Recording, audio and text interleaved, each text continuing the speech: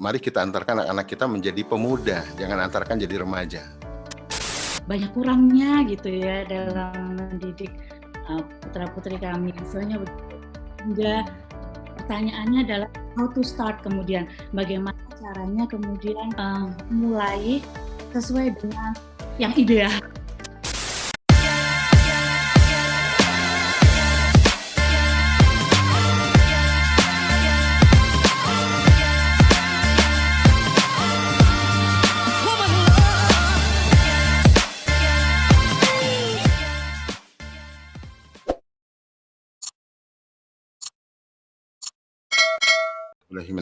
Bismillahirrahmanirrahim.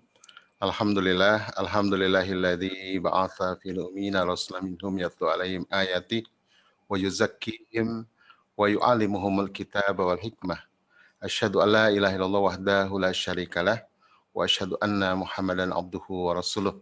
Balagha risalah wa adal amanah wa nasahal ummah wa jahada fillahi haqqan jihadih.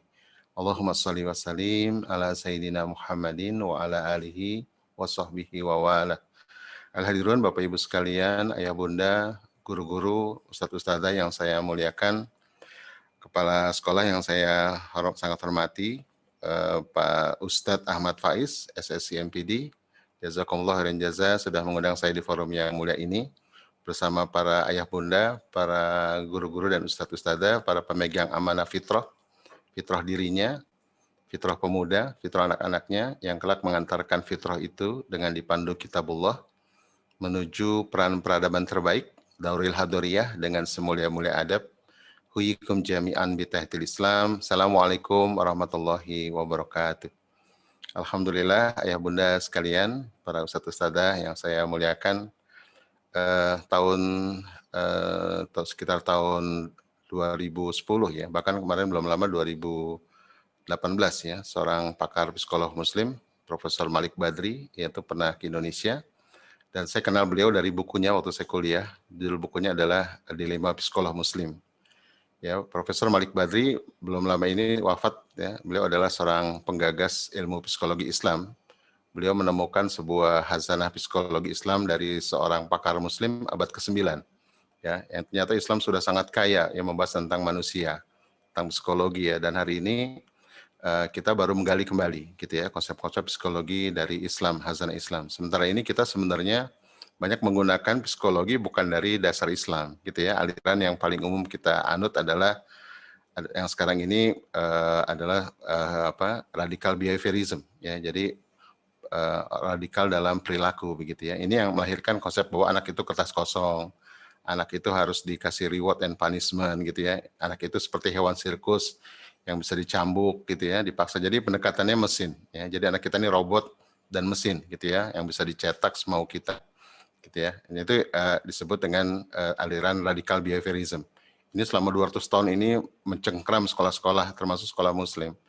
Dan belakangan ini sekitar 10 tahun ya atau 5 tahun belakangan muncul humanistik psikologi ya. Ini lebih kelihatannya lebih manusiawi ya, di mana anak didorong untuk muncul keunikannya, bakatnya, talentsnya gitu ya. Nah, tapi semua aliran itu sama sebenarnya, yaitu tidak percaya kepada Tuhan gitu ya, tidak berorientasi kepada Allah Subhanahu wa taala. Jadi ujung-ujungnya sama ya. Kalau dulu anak-anak diseragamkan ya, difabrikasi, dicetak gitu ya, jadi kuli.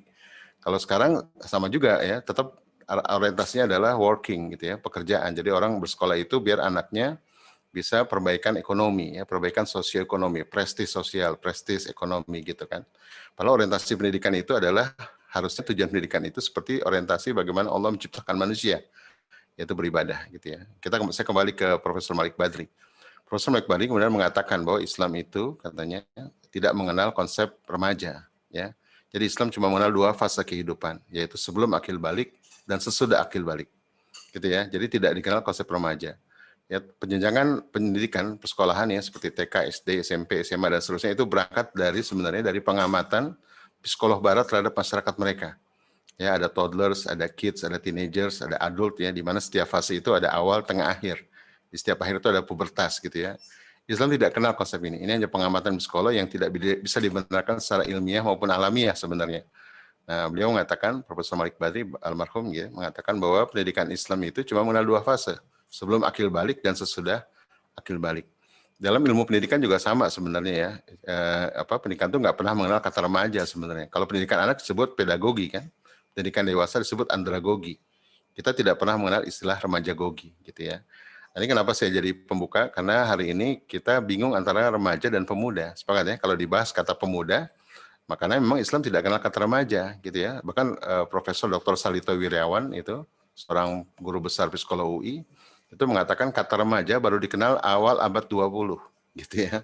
Nanti kita akan bahas tuh ya. Jadi remaja ini aneh gitu ya, sebuah kelas sosial yang disebut gede masih anak, disebut anak sudah gede gitu ya. Nah ini orang tua kadang-kadang bingung mensikapi ini kan. Misalnya anak, ya minta nikah, ya kamu masih kecil minta nikah. Ya minta uang, ya kamu udah gede minta uang gitu. Jadi saya kecil apa gede ya gitu ya, nggak jelas kan. Karena nggak ada standar ini dalam, nah maka dalam pendidikan itu harus merujuk kepada konsep human nature. Ya bagaimana para ulama dulu menjelaskan konsep fitrah ya, konsep manusia termasuk perkembangannya. Itu Islam sudah lengkap secara hazanah itu. Ya hari ini kita, mohon maaf. Ya, hari ini kita terlepas itu ya konsep itu. Ya, jadi Islam cuma mengenal 2 fase sebelum akil balik dan sudah akil balik. Ya, itu disebut dengan sinut taklif. Ya, itu kapan usia itu? Ya, para pakar ulama sepakat bahwa usia itu adalah 15. Jadi anak-anak umur 15 tahun sudah masuk apa yang masa disebut dengan sinut taklif. Kalau 11 sampai 15 disebut dengan sinu murahaqah, ya masa penempa, masa persiapan.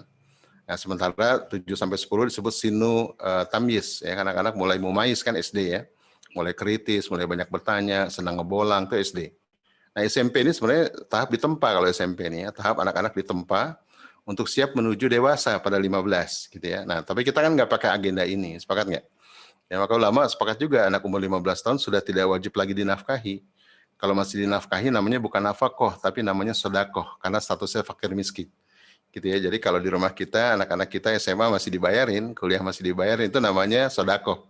Karena dia fakir miskin gitu ya. Jadi Islam keras dalam masalah ini ya, dan para ulama di Indonesia pun di Nusantara meninggalkan jejak-jejak itu. Ya seperti di Sumatera ada konsep surau merantau kan ya. Jadi anak-anak itu umur 11, 10, 11 itu sudah tidurnya di surau, anak laki terutama, anak perempuan pulang. Jadi tidur di surau, belajar bersama labai gitu ya. Jadi surau itu ada di komplek perumahan, belajar bersama labai. Jadi udah nggak di rumah lagi tuh. Ya, sejak umur 9-10 mereka malu tidur di rumah. Ini tradisi Minang ya. Sekarang juga udah mulai hilang juga. Nanti usia 15 ke atas merantau tuh, ya mau ke Mekah, ke Mesir untuk mendalami ilmu agama, ya atau untuk berdagang misalnya gitu ya. Jadi anak-anak kita sudah mentas ketika 15 ke atas gitu ya. Dan ini bukan isapan jempol, ini dimulai sejak zaman Rasulullah SAW. Gitu ya, nanti kita akan bahas gitu. Nah cuma sayangnya anak-anak kita ini nggak disiapkan menjadi mukallaf, sepakat nggak? Gitu ya. Kalau guru saya Adrian Reno Ruspi mengatakan, psikolog ya, beliau mengatakan buat apa kita ajarkan taklif syar'i dari kecil, suruh sholat, suruh puasa gitu ya, kita latih dari kecil, suruh baca doa-doa, kita latih syar'i dari kecil ya, termasuk hafal Quran dan seterusnya, tapi kita tidak siapkan menjadi mukallaf, sepakat ya, tidak kita siapkan menjadi seorang mukallaf, orang yang bukan hanya wajib sholat, tapi juga wajib puasa, wajib haji, wajib jihad, wajib nafkah ya dan seterusnya. Jadi begitu konsepnya ya. Jadi mari kita antarkan anak-anak kita menjadi pemuda, jangan antarkan jadi remaja. Siap ya? Nanti kita akan bahas tuh ya secara lebih dalam apa itu konsep remaja, kenapa bisa muncul, apa itu pemuda dalam perspektif Islam gitu ya. Nah, jadi yang membuat gonjang-ganjing anak-anak SMA gitu ya, karena memang mereka masih dianggap kelas yang nggak jelas kan, sepakat nggak? Gitu ya. Teman saya sekarang ambil jadi dosen di IAIUM ya di Malaysia, Dr. Alwi Alatas. Itu mengatakan ya, dia bikin buku tahun berapa tuh, waktu masih S1 gitu ya, dia bikin buku, itu isinya clipping koran gitu ya, itu kenakalan anak SMA di 3 negara, ya di Jepang, di Indonesia, sama di Amerika.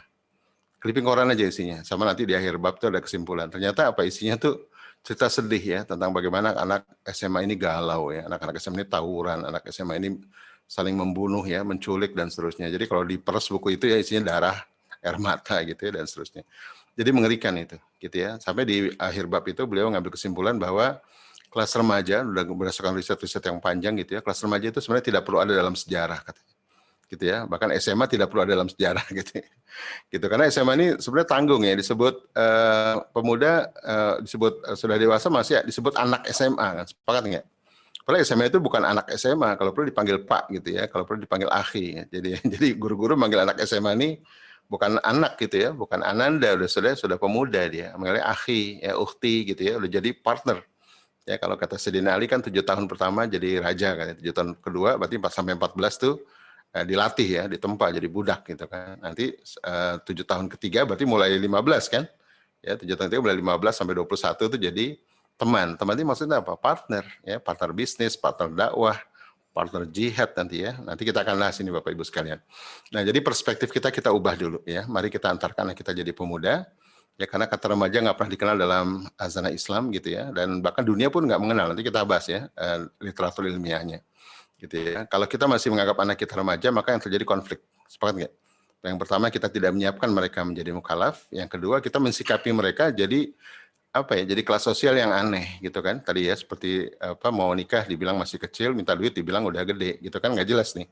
Ya bahkan ada yang mengatakan mendidik anak ABG ini anak baru gede ya anak remaja ini sama sulitnya dengan menyediakan toilet bagi bencong katanya, atau toilet bagi waria. Kenapa? Karena ditaruh di tempat perempuan dia laki-laki, atau tempat laki-laki dia perempuan gitu kan, atau dia apa? Aku perempuan. Nah, jadi Bapak Ibu sekalian gitu ya, kalau tadi di pengantar katanya berikan aku 10 pemuda, maka akan guncangkan dunia. Tapi kalau sekarang berikan aku 1 remaja, maka sakit kepalaku dibuatnya. Sepakat nggak? Gitu. Bukan salah mereka, salah kita. Gitu ya, karena kita tidak mempersiapkan anak kita menjadi mukallaf, gitu ya. Insya Allah begitu. Jadi Bapak Ibu sekalian, alhamdulillah ini banyak betul yang hadir ya. Jadi mudah-mudahan berkah pagi ini. Selesai webinar ini, mudah-mudahan kita lebih semangat ya, lebih terbuka wawasan, lebih apa ya, lebih bijak dalam mensikapi anak-anak kita, gitu ya. Karena mereka bukan anak-anak lagi ya, walaupun statusnya anak ya, sampai kapanpun anak kita tetap anak. Tapi ketika mereka sudah 15 ke atas, sebenarnya secara syariah mereka sudah jadi partner, gitu ya. Maka nanti kurikulumnya berbeda tuh ya, bukan kurikulum yang banyak mengajarkan ya, tapi bagaimana kurikulum yang bagaimana membangun kemitraan gitu ya, dan seterusnya. Oke, izinkan saya untuk share screen gitu ya, mudah-mudahan bisa lebih efektif kita belajarnya. Oke, ini judulnya, terlihat ya? Sudah terlihat? Peran orang tua merawat fitrah pemuda. Ya, saya gambarkan ini ada pemuda, ada tanjakan ya, karena ini tahapnya mereka mencapai posisi yang Allah sebut sebagai nafsul mutmainah ya, posisi jiwa yang tenang ya, posisi yang memiliki peran peradaban terbaik kalau dalam realitanya begitu kan. Nah, gitu. Jadi peran itu dalam merawat fitrah pemuda gitu ya. Nah, kita mengantarkan anak kita menuju gerbang agar dia siap memanjat sisa hidupnya, gitu kan.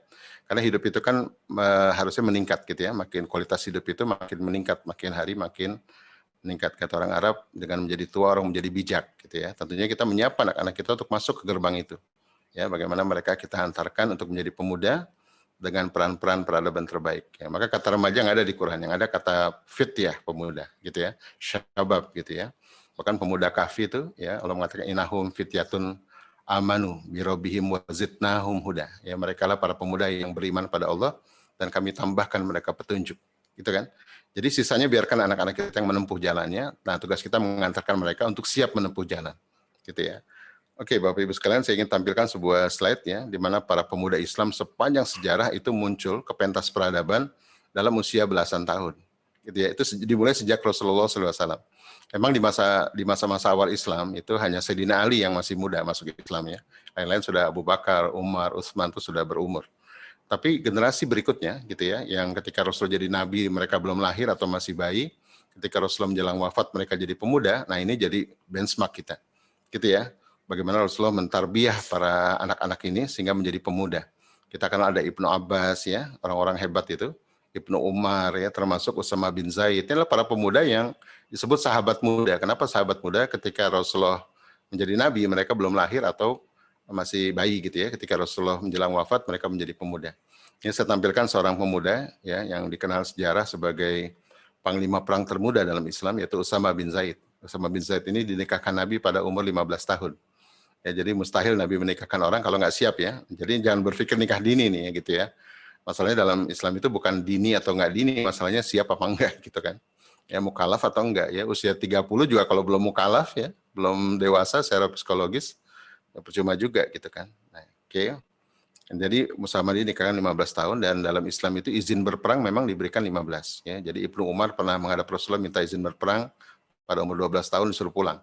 Datang lagi umur 14 suruh pulang, datang lagi umur 15 baru boleh gitu ya. Jadi 15 ini dalam hukum Islam gitu ya, itu menjadi batas ya, batas seorang anak itu anak atau seorang anak itu bukan anak-anak lagi gitu ya.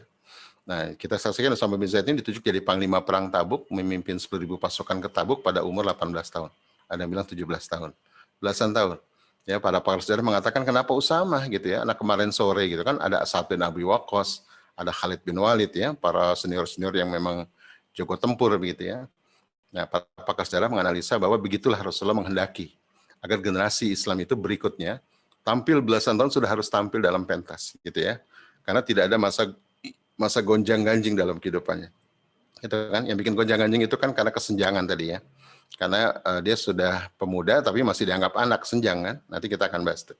Berikutnya lagi Imam Syafi'i ya, 11 tahun jadi mahasiswa, 14 tahun kehabisan dosen katanya, 18 tahun jadi mufti. Mufti itu ahli fatwa. Bayang ya, 18 tahun jadi mufti. Sekarang anggota MUI gitu ya. Nah, ini kita tidak temukan nih anggota MUI belasan tahun. Berikut lagi Muhammad Al-Khawarizmi ya, saya ngajar mata kuliah ini, ya, namanya diabadikan jadi nama mata kuliah komputasi yang judulnya algoritma gitu ya, title algoritma. Saya ngajar 3 semester. Al-Khawarizmi ini seorang pakar matematika ya, umur 10 tahun dia hafiz Quran dan umur 10 tahun menciptakan rumus ABC, menemukan rumus ABC. Tak ada yang tahu rumus ABC? Rumus menyelesaikan persamaan kuadrat ya, minus B plus minus akar B kuadrat minus 4AC per 2A gitu ya, mungkin lupa rumusnya ya. Rumus yang menemukan anak umur 10 tahun dan itu teman saya di Semarang itu dia membuat disertasi berdasarkan temuan 10 halaman yang ditulis dengan tangan gitu ya, ditemukan di perpustakaan Turki tentang menyelesaikan persamaan kuadrat, tapi bentuknya bukan simbol, narasi gitu ya, dahsyat itu. Oke ya. Nah, jadi belasan tahun dia juga guru besar matematika pada umur 18 tahun. Imam Ghazali juga begitu. Dia mulai merantau pada umur 19 tahun, mulai menulis dan kemudian bukunya sampai beliau wafat 40 karya masterpiece masih dibaca orang sampai hari ini. Gitu ya, Imam Ghazali. Dan beliau ditenggarai sebagai orang yang berjasa melahirkan Salahuddin Al-Ayyubi. Jadi bangkitnya generasi Al-Ayyubi itu dimulai sejak zaman Ghazali. Gitu ya. Nah, Ghazali yang membuat fondasinya, gitu ya, arsitekturnya. Oke, lagi kita kenal Muhammad Al-Fatih ya. Muhammad Al-Fatih ini sudah mewujudkan ramalan Rasulullah yang melakukan Konstantinopel, Konstantinia itu pada umur 21 tahun, ada yang bilang umur 19 tahun. Ya, tapi memulai debut penyerangan ke Konstantinopel itu pada umur 16 tahun. Jadi sudah jadi panglima umur 16 tahun.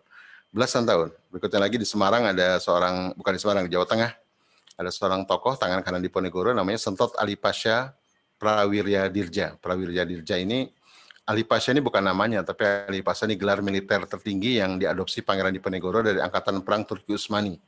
Ya, jadi kayak ada Brigadir Jenderal, Mayor Jenderal gitu ya. Yang paling tinggi itu Ali Pasha.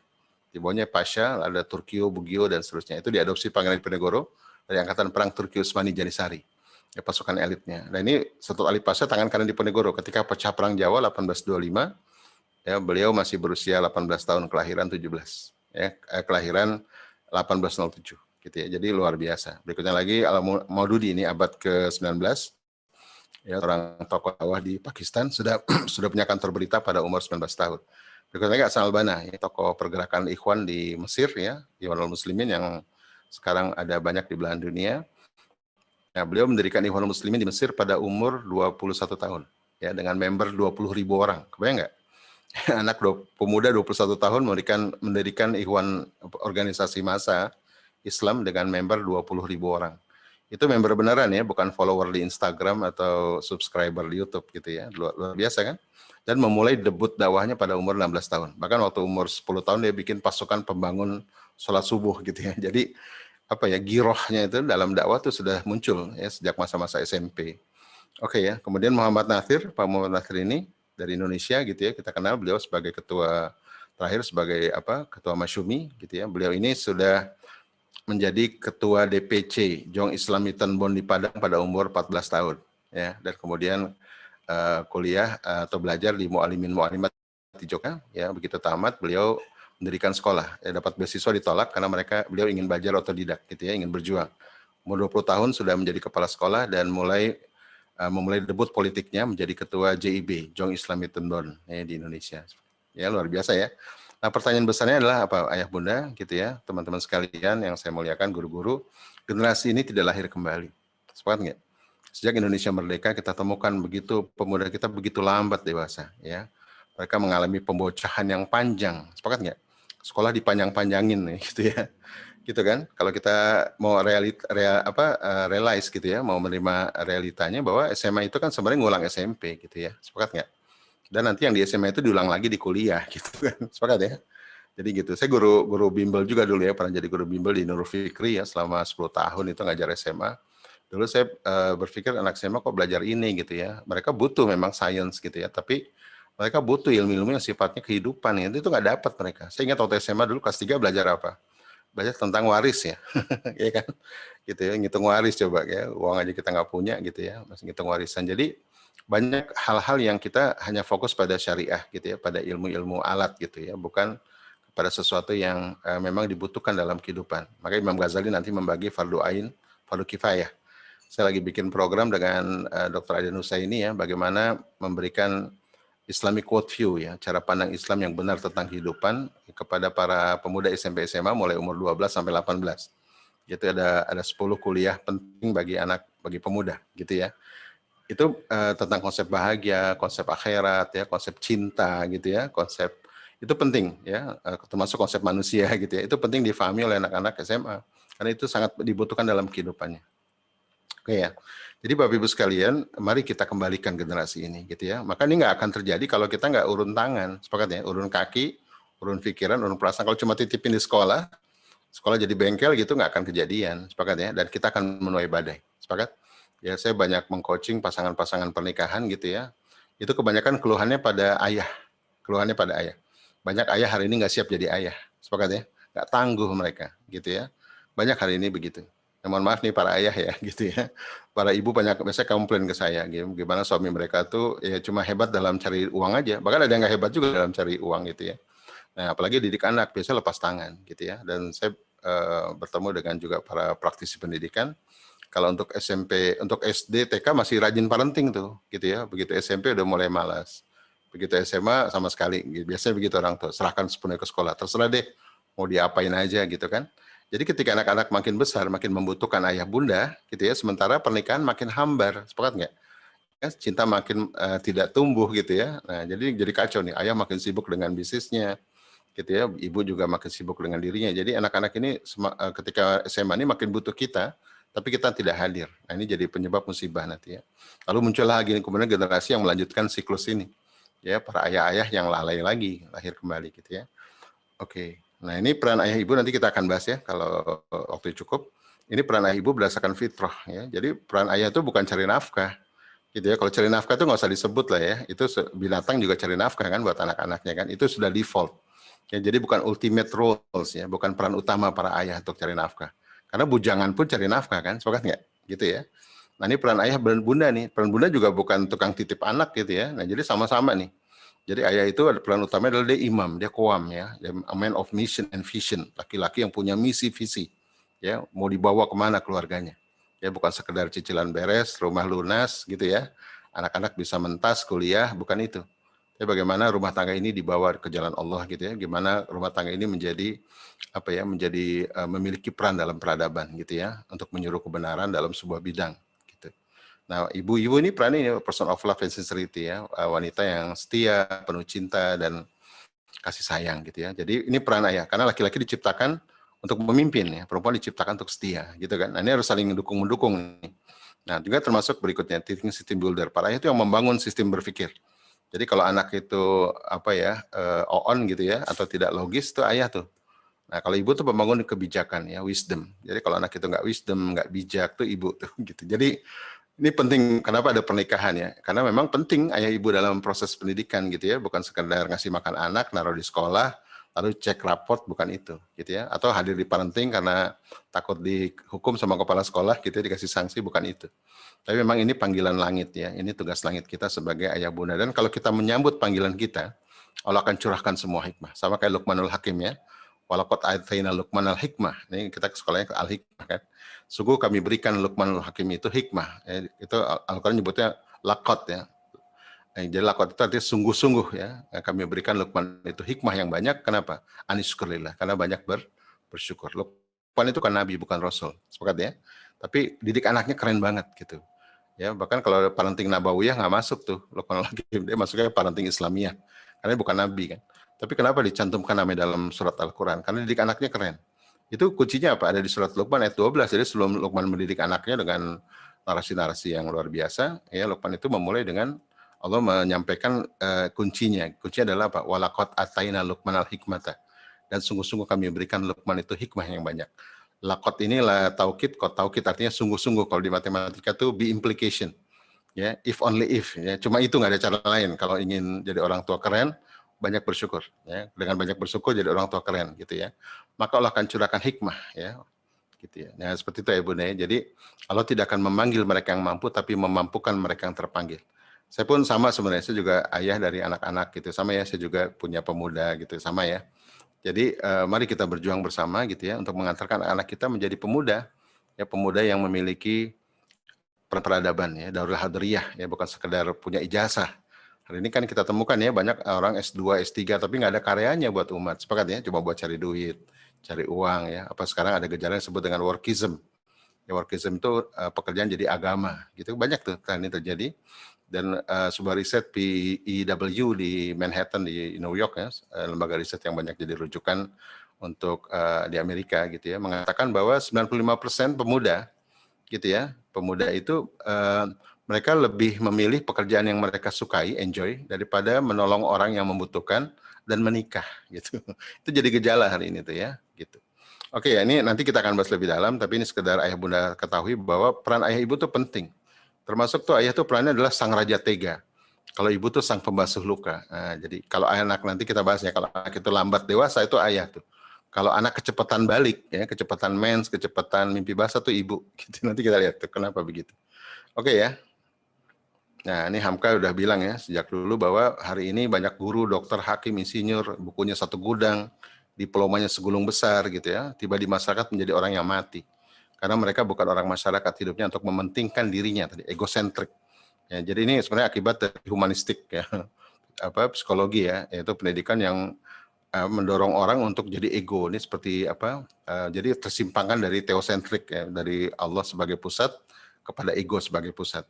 Artinya sudah seperti batu katanya. Jadi banyak hari ini kan orang yang penting sugih, kaya gitu ya. Nah dia lupa gitu ya, pendidikan bukan itu. Tujuan pendidikan kan adalah bagaimana tadinya melahirkan anak-anak yang punya peran, yang banyak menebar manfaat bagi dan rahmat bagi semesta. Ya tidak punya cita-cita lain ya, bahkan termasuk peran lain daripada kesenangan dirinya, pribadinya tidak kuat.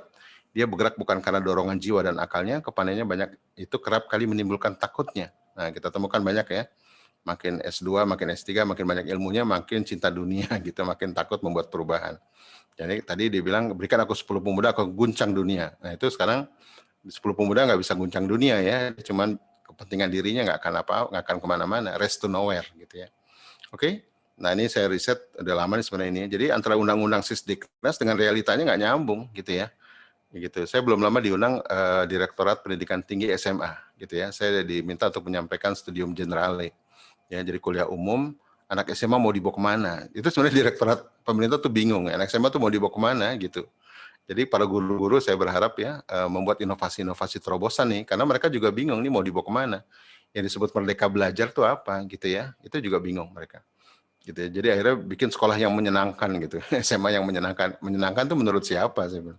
Gitu ya, emang usia dini menyenangkan ya. SMA itu sebenarnya bukan merdekanya bukan dalam perspektif apa ya suka-suka begitu ya, tapi bagaimana mereka sudah mulai memiliki kedewasaan gitu ya, kesadaran. Kita kan bukan sekedar belajar untuk belajar gitu, learning for learning, tapi untuk learning for ummah, learning for Allah begitu ke sana kan.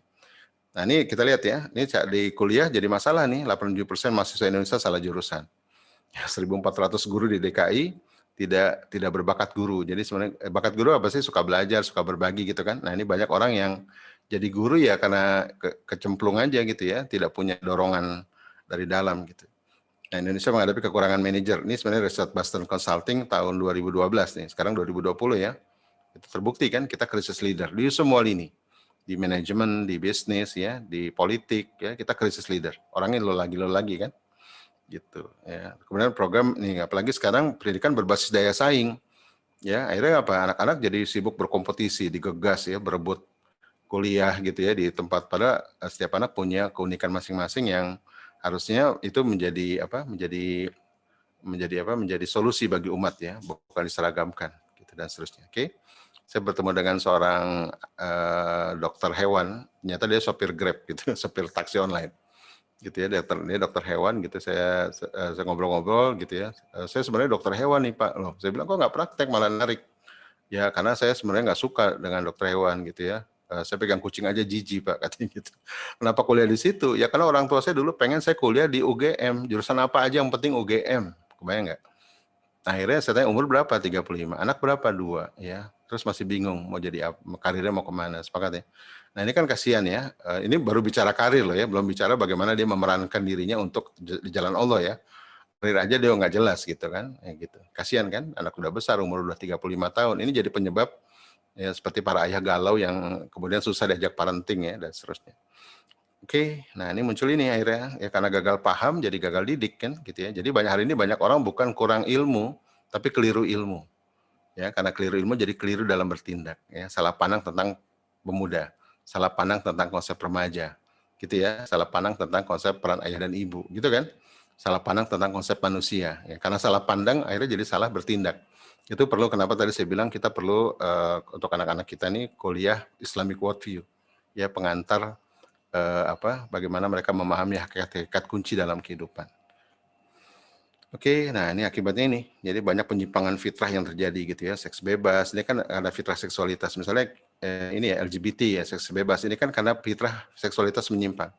Gitu kan. Nah ini biasanya banyak orang tua memang membenci LGBT, membenci seks bebas, tapi nggak tahu bagaimana menumbuhkan fitrah seksualitas gitu ya. Ini penting kalau di fitrah itu ada 8 fitrah ya, masing-masing itu harus tumbuh dengan seiring gitu ya, dengan selaras dan tumbuh dengan paripurna.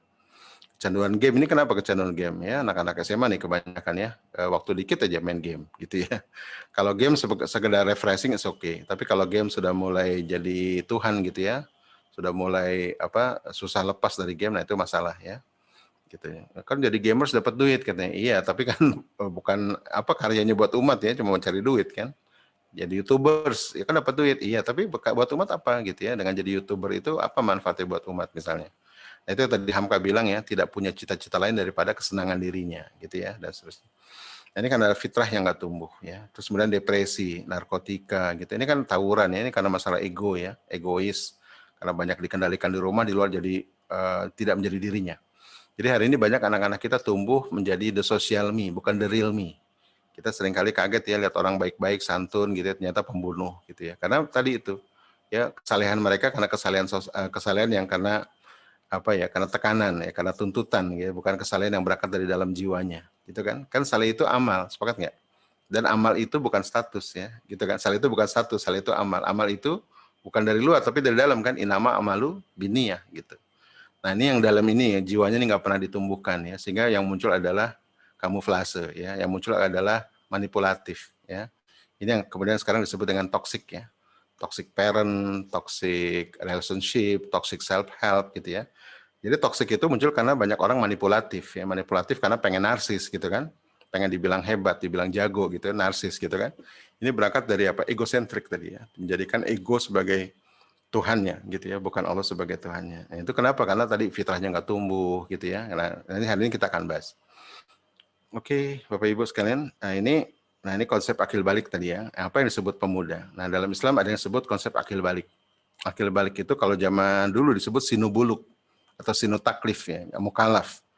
Nah, jadi sebut buluk aja udah cukup ya, bahwa anak-anak yang sudah fase buluk itu berarti akil balik. Kalau sekarang mesti digabung nih, mesti dua kata ini mesti dimunculkan. Kenapa anak-anak yang balik belum tentu akil gitu ya. Nah, balik itu adalah anak-anak yang teraktivasi organ biologisnya, seksualitasnya ya. Kalau anak perempuan sudah mens, anak laki sudah mimpi basah, ihtilam. Ini hari ini terjadi lebih cepat ya. 11-12 sudah mens, 11-12 sudah mimpi basah, sepakat nggak? Zaman saya SD dulu ya, kelas 6 itu ada anak yang mens itu sekelas geger gitu ya, karena pantatnya, mohon maaf ya, bokongnya itu ada darah gitu ya, satu kelas geger semua gitu ya, lakukan lagi habis upacara itu. Nah hari ini mungkin anak kelas 4 SD sudah mens, paham nggak? Gitu ya, itu waktu kelas 6 ayo satu kelas geger, dan teman saya itu udah umur 12 tahun waktu itu jarang ditemukan ya anak kelas 6 itu mens gitu. Nah sekarang lebih kecil lagi gitu kan, itu terjadi namanya kedewasaan biologis teraktivasi lebih cepat.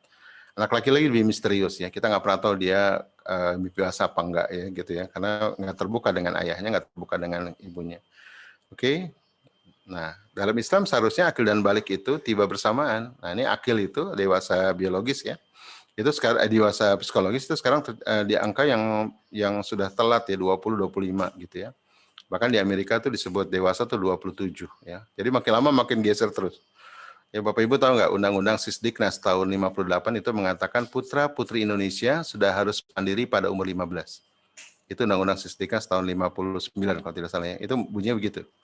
Ya sekarang kita lihat ya, anak-anak kita digeser terus kan yang disebut dengan mandiri itu umur berapa gitu ya, 16, 17, bahkan sampai 25 masih dibayarin kuliah ya, kuliah dibayarin, kerja dicariin, ya rumah di DP-in gitu kan, nikah dibayarin, anak ditungguin gitu, kapan mentasnya coba. Jadi ini yang membuat peradaban kita jadi kusam gitu ya, jadi nggak bersinar karena banyak pemuda tidak menjadi dewasa, banyak anak tidak menjadi pemuda tapi jadi remaja, gitu kan? Nah gitu. Kira-kira paham ya. Jadi gambarannya seperti ini. Maka tugas kita ya Bunda, ya bagaimana anak-anak kita dekatkan ya, bagaimana dia kita kalau belum balik ya kita lambatkan baliknya, kita percepat akhirnya. Kalau sudah balik gimana? Ya kita segerakan. Ya bagaimana akhirnya itu bisa jangan kelamaan ya. Kalau sekarang misalnya 16 nih sudah mens, pasti ya 16 sudah, tapi belum dewasa tuh, ya kita percepat tuh. Ya gimana program yang baik agar anak-anak kita cepat dewasa, karena memang anak 16 tahun, 17 tahun harusnya sudah dewasa kan, gitu ya. Sudah saatnya dia mandiri gitu ya. Gimana programnya, gitu kan. Oke. Kalau cuma ngikutin agenda sekolah, ya agenda sistem persekolahan nasional nggak akan dewasa. Kita harus sendiri harus turun tangan ya, bekerja sama dengan sekolah, menciptakan hidden curriculum.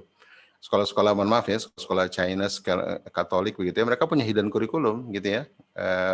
Tetap pakai kurikulum nasional, tapi mereka punya hidden curriculum yang punya target sendiri ya, tentang kedewasaan, tentang macam-macam gitu ya. Nah, sebenarnya sekolah Islam harusnya punya ya hidden curriculum itu. Ya, hidden akil balik kurikulum misalnya.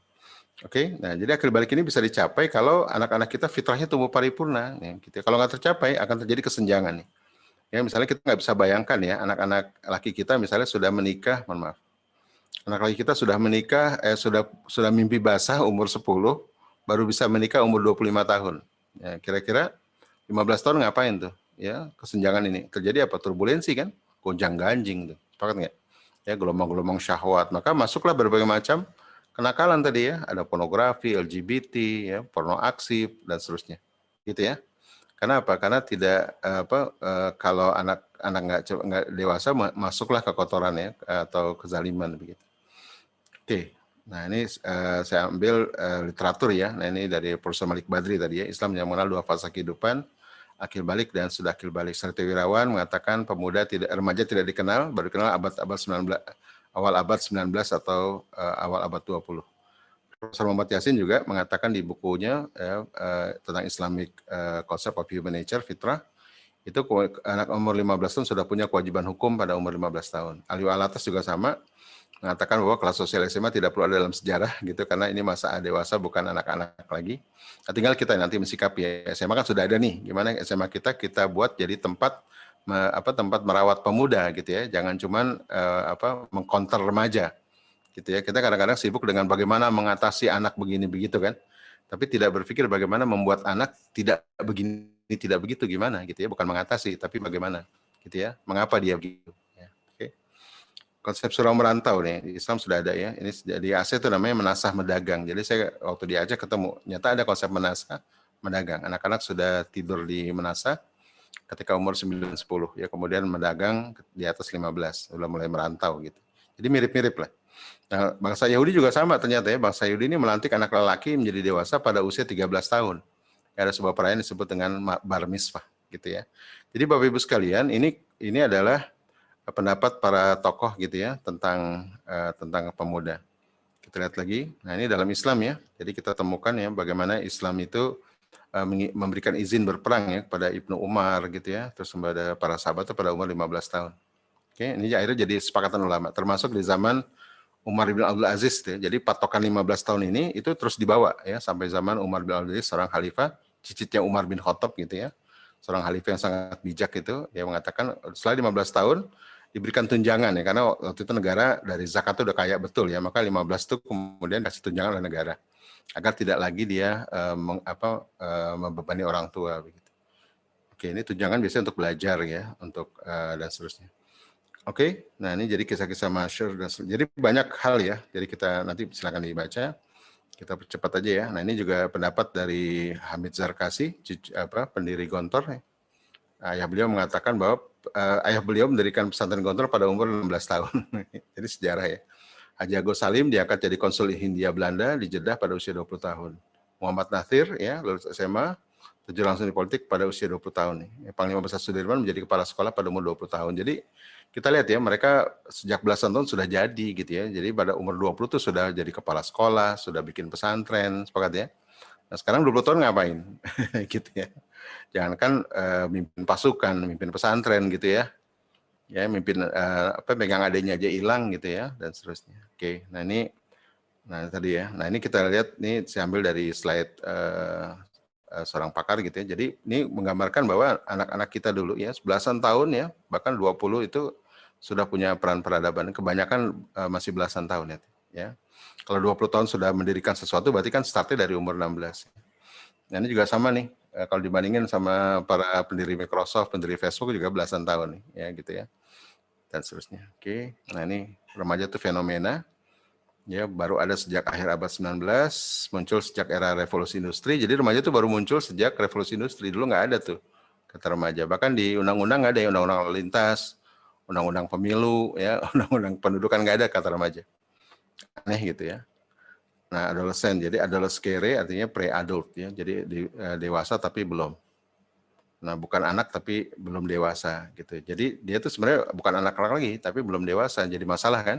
Masalah. Anak baru gede juga itu masalah. Ya, itu sebenarnya terjadi secara masif dan global kecuali di masyarakat terbelakang dan terasing. Mendapatkan pembenaran ilmiah. Jadi ini jadi pembenaran gitu ya. Sekarang ramai kalau orang ngomong nikah dini ramai gitu ya. Saya bukan pendukung nikah dini di bawah 15 tahun ya. Kalau nikah dini di bawah 15 tahun itu zolim. Nikah dini dalam Islam tuh secepatnya 15-16, cepatnya gitu ya. Ini harus siap dulu fitrahnya gitu ya. Gitu. Nah, sekarang orang bicara itu rame kan ya. Wah, masih macam-macam segala macam gitu ya. Padahal bukan masalah umurnya tapi masalah kesiapannya kan, kedewasaannya. Gitu. Oke. Nah, ini literatur ilmiah 19 tidak kenal kata remaja. Jadi ini banyak literatur ya termasuk riset. Nah, ini yang paling menarik dari Margaret Mead ya.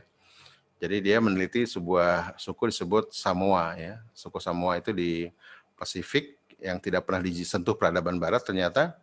Nah, dia mengatakan kami telah membandingkan poin demi poin antara peradaban kita dengan peradaban Samoa untuk memberikan titik terang bagi sistem pendidikan kita sendiri.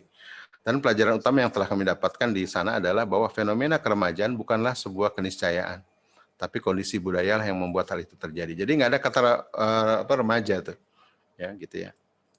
Oke. Oleh karena itu Bapak Ibu sekalian dalam konsep fitrah itu ya fitrah itu dianggap diibaratkan seperti benih ya seperti pohon ya dia harus tumbuh paripurna ya kan. Nah kalau kita lihat ukuran-ukuran pendidikan seperti ini sebenarnya usia 0 sampai 6 itu bagaimana anak memiliki rasa diterima ya rasa dipedulikan. Nanti 7-10 baru rasa confidence ya self regulation ya kemampuan mengatur diri sama percaya diri. Nanti 15, 11, 15 nih baru self development. Kenapa anak SMA hari ini susah mengembangkan diri SMP SMA ya? Karena memang nggak selesai nih usia dini nggak selesai. Kenapa? Karena usia dini persiapan masuk SD. Usia SD persiapan masuk SMP. Enggak, usia SD itu persiapan nih bagaimana dia memiliki self confidence sama self regulation. Mohon maaf ya, agak kedinginan nih AC-nya. Gitu ya. Jadi self confidence sama self regulation. Itu dalam Islam clear ya. Usia 7 diperintahkan sholat, sepakat ya? Usia 10 kamar dipisah. Saya diskusi dengan Pak Abdurrahman Baraja di Surabaya gitu ya. Beliau mengatakan bahwa kekacauan di masa SMA itu karena nggak selesai di umur 10. Ya, umur 10 itu kelas berapa? Kelas 5 SD ya, atau kelas 4. Di umur 10 itu dalam Islam apa? Kalau tidak sholat dipukul, kamar dipisah. Maksudnya apa tuh? Ya jangan sampai dipukul ya gitu ya. Maksudnya apa? Disiapkan. Disiapkan sebuah program ya dengan indikator dia ketika umur 10 tahun tidak lagi disuruh-suruh sholat. Gitu ya. Nah, itu indikator penting. Kenapa? Saya riset ya. Ternyata ada 12 hal yang dibutuhkan anak umur 4 tahun gitu ya. Anak umur 10 tahun ya, kelas 4 gitu ya, untuk persiapan masuk masa kedewasaan ya, masa persiapan dewasa. Kan di persiapan dewasa tuh 11 sampai 15 ya. Persiapan dewasa. Nah, umur 10 harus selesai tuntas. Dalam Islam ukurannya apa? Sholat. Ya, ternyata ada 12 hal dalam sholat, bisa lebih ya, itu yang saya gali.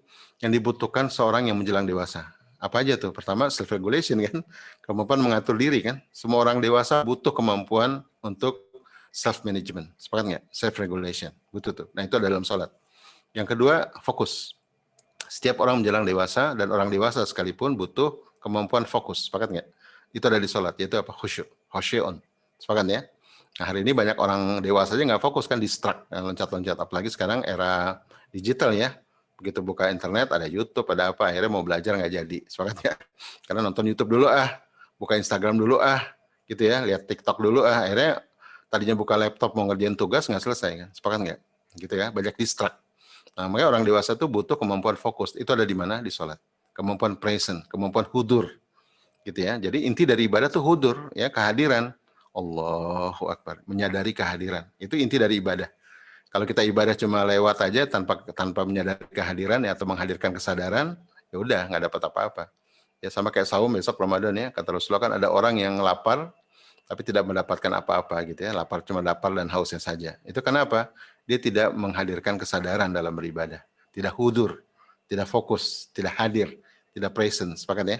Nah, banyak distract. Nah, distract itu sekarang banyak nih, gitu ya. Nah, itu yang dibutuhkan untuk anak menjelang dewasa. Maka kalau hari ini anak kita banyak distract, maka kita harus kembalikan ya, bagaimana nanti sebuah program membuat dia kembali fokus. Sepakat ya? Kita ada programnya. Oke, berikutnya apa lagi yang muncul sholat? Self bypassing, ya, jadi kemampuan untuk spiritual bypassing, kemampuan untuk contemplation, ya, kemampuan untuk menyerahkan dirinya sepenuhnya ke langit, kemampuan untuk terkoneksi dengan langit, itu dibutuhkan. Nggak ada seorang dewasa pun yang tidak butuh koneksi ke langit, sepakat ya? Karena hidup ini berat, gitu kan? Hidup ini banyak ujian, banyak tantangan, maka dibutuhkan kemampuan untuk terkoneksi dengan langit. Nah, ini yang menyebabkan anak-anak gampang depresi, gampang stres. Kenapa? Nggak terkoneksi ke langit. Gitu ya. Nanti kapan-kapan kita bahas tuh 12 poin penting yang kenapa Rasulullah mewajibkan anak umur 10 tahun itu harus tuntas sholatnya. Gitu ya. Itu dibutuhkan kedewasaan. Nah, ketika itu selesai, maka nanti 11 sampai 15 dia siap untuk pengembangan diri. Gitu ya. Nah, ini kalau kena hari ini anak SMP, SMA itu liar, bengal, susah diatur karena nggak selesai dari sini. Gitu ya. Dia sudah tidak mau diatur tapi belum bisa mengatur dirinya. Problem nggak? Problem kan? Gitu ya. Maka ya Bunda nanti perhatikan ya, anak-anak umur 11-12 mulai kelas 6 lah ya, itu kelas 5 deh. Itu mulai nggak mau diatur, ngeyelan. Sepakat nggak? Kenapa sih anak umur 11 ke atas tuh mulai ngeyelan? Kenapa? Karena mereka sudah menjelang dewasa. Mereka normal ya, karena apa? Tidak semua orang dewasa tidak suka diatur-atur. Ayah Bunda kalau saya atur-atur mau nggak? Nggak mau kan? Gitu ya. Karena kita orang dewasa tuh nggak mau diatur, freedom gitu ya. Nah gitu, jadi anak kita kalau banyak diatur malah ngelawan dia. Karena mereka sudah menjelang dewasa. Cuma problemnya apa? Belum bisa mengatur dirinya. Sepakat nggak? Nah ini maka harus ada program bagaimana anak-anak bisa memiliki self-regulation. Bukan karena takut, tapi karena kesadaran. Ya, itu anak-anak saya kalau pas program sekolah rajin, teratur, tapi kalau di rumah berantakan. Itu karena dia karena takut ya, bukan karena kesadaran gitu ya. Ada termasuk anak-anak yang di pondok pesantren ya. Jadi kalau di pondok itu rajin, murojaah, tilawah, mutabaah, yaum gitu ya diisi. Kalau di rumah asal-asalan ngisinya gitu ya. Kenapa? Karena libur syariah gitu ya. Karena mereka melakukan di pesantren karena takut bukan karena kesadaran gitu ya. Maka tadi ya soleh itu kan amal ya. Amal itu harus dari dalam kan. Inama amalu biniyah. Maka ayah bunda nanti penting merancang kegiatan atau program ya itu yang membangkitkan dari dalam. Namanya intrinsic motif. Gitu ya. Intrinsic motif ini secara umum para pakar mengatakan 3. Pertama harus relevan dengan fitrahnya, dengan usianya, dengan minatnya, dengan bakatnya, dengan kondisinya gitu ya, dengan keunikannya dan seterusnya. Yang kedua, relation, ada cinta yang kuat yang terbangun ya, antara guru dengan siswa, antara orang tua dengan siswa, harus ada relation. Yang ketiga, harus ada reason ya. Reason ini bicara tentang why. Ya, why ini bukan cuma mengapa yang sifatnya ece-ece ya, tapi mengapa yang dalam. Kenapa sih kita harus belajar? Ya, kenapa sih kita itu harus ketemu tuh apa narasinya gitu ya. Anak-anak kemudian memahami bahwa hakikat belajar itu, hakikat ilmu, hakikat peradaban gitu ya. Maka tadi penting memberikan mereka tentang hakikat kehidupan biar mereka memiliki reason gitu ya. Kenapa mereka harus ada di muka bumi, ya, mau kemana, dari mana, ya, bagaimana kebermaknaan mereka dalam semesta, itu penting tuh. Itu anak-anak udah harus dapat. Dulu saya juga ngalamin sama ya, kita ngalamin masa SMA galau nggak galau kan, karena nggak ada yang ngomong gini ke kita gitu ya. Dan bagi kita itu ketinggian ngomongnya gitu ya, gitu kan, karena kita memang tidak didewasakan gitu. Oke. Nanti baru bisa kontribusi 15 ke atas nih baru social development ya, kontribusi di other development. Ini secara human nature ya. Jadi nggak mungkin tiba-tiba anak-anak kita tuh memiliki kontribusi bagi peradaban, memiliki karya peradaban untuk umat kalau dia tidak tumbuh dengan tahapan yang benar. Karena mendidik anak itu seperti menumbuhkan pohon ya, dari benihnya, batang, akar sampai ke buah gitu ya, yang menebar manfaat. Itu dalam Islam disebut syajaratut thayyibah ya, pohon yang baik. Nah, oke. Oleh karena itu Bapak Ibu sekalian, ini harus tumbuh bersamaan seperti nanam benih gitu ya. Kita tidak bisa menjadi carpenter tapi jadilah gardener. Nah, oleh karena itu dalam Islam ada 3 pendidikan. Pertama tarbiyah, yang kedua ta'dib, ketiga taklim. Nah, ini harus porsinya harus pas gitu ya. Tarbiyah itu artinya menumbuhkan. Dari kata roba ya rubu. Kalau ta'dib itu artinya menanamkan adab, ya, menanamkan etik. Kalau taklim itu mengajarkan ilmu, dari kata ilm kan. Ya, jadi gurunya, kalau tarbiyah gurunya disebut murabi, kalau ta'dib gurunya disebut mu'adib, kalau taklim gurunya disebut mu'alim. Nah, 3-tiganya ini kalau diterjemahkan ya pendidikan gitu ya. Tarbiyah ya pendidikan, ta'dib ya pendidikan, taklim ya pendidikan, tapi berbeda. Ya, kenapa ini saya munculkan ini? Karena sekarang muncul gejala well schooled belum tentu well educated, sepakat nggak? Tersekolahkan dengan baik belum tentu terdidik dengan baik, gitu ya.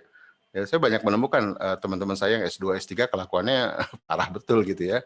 Dia korupsi, dia berzina gitu ya. Itu padahal S3 gitu. Jadi hari ini kita temukan bahwa well schooled belum tentu well educated kan. Nah, maka dalam Islam itu harus dibedakan.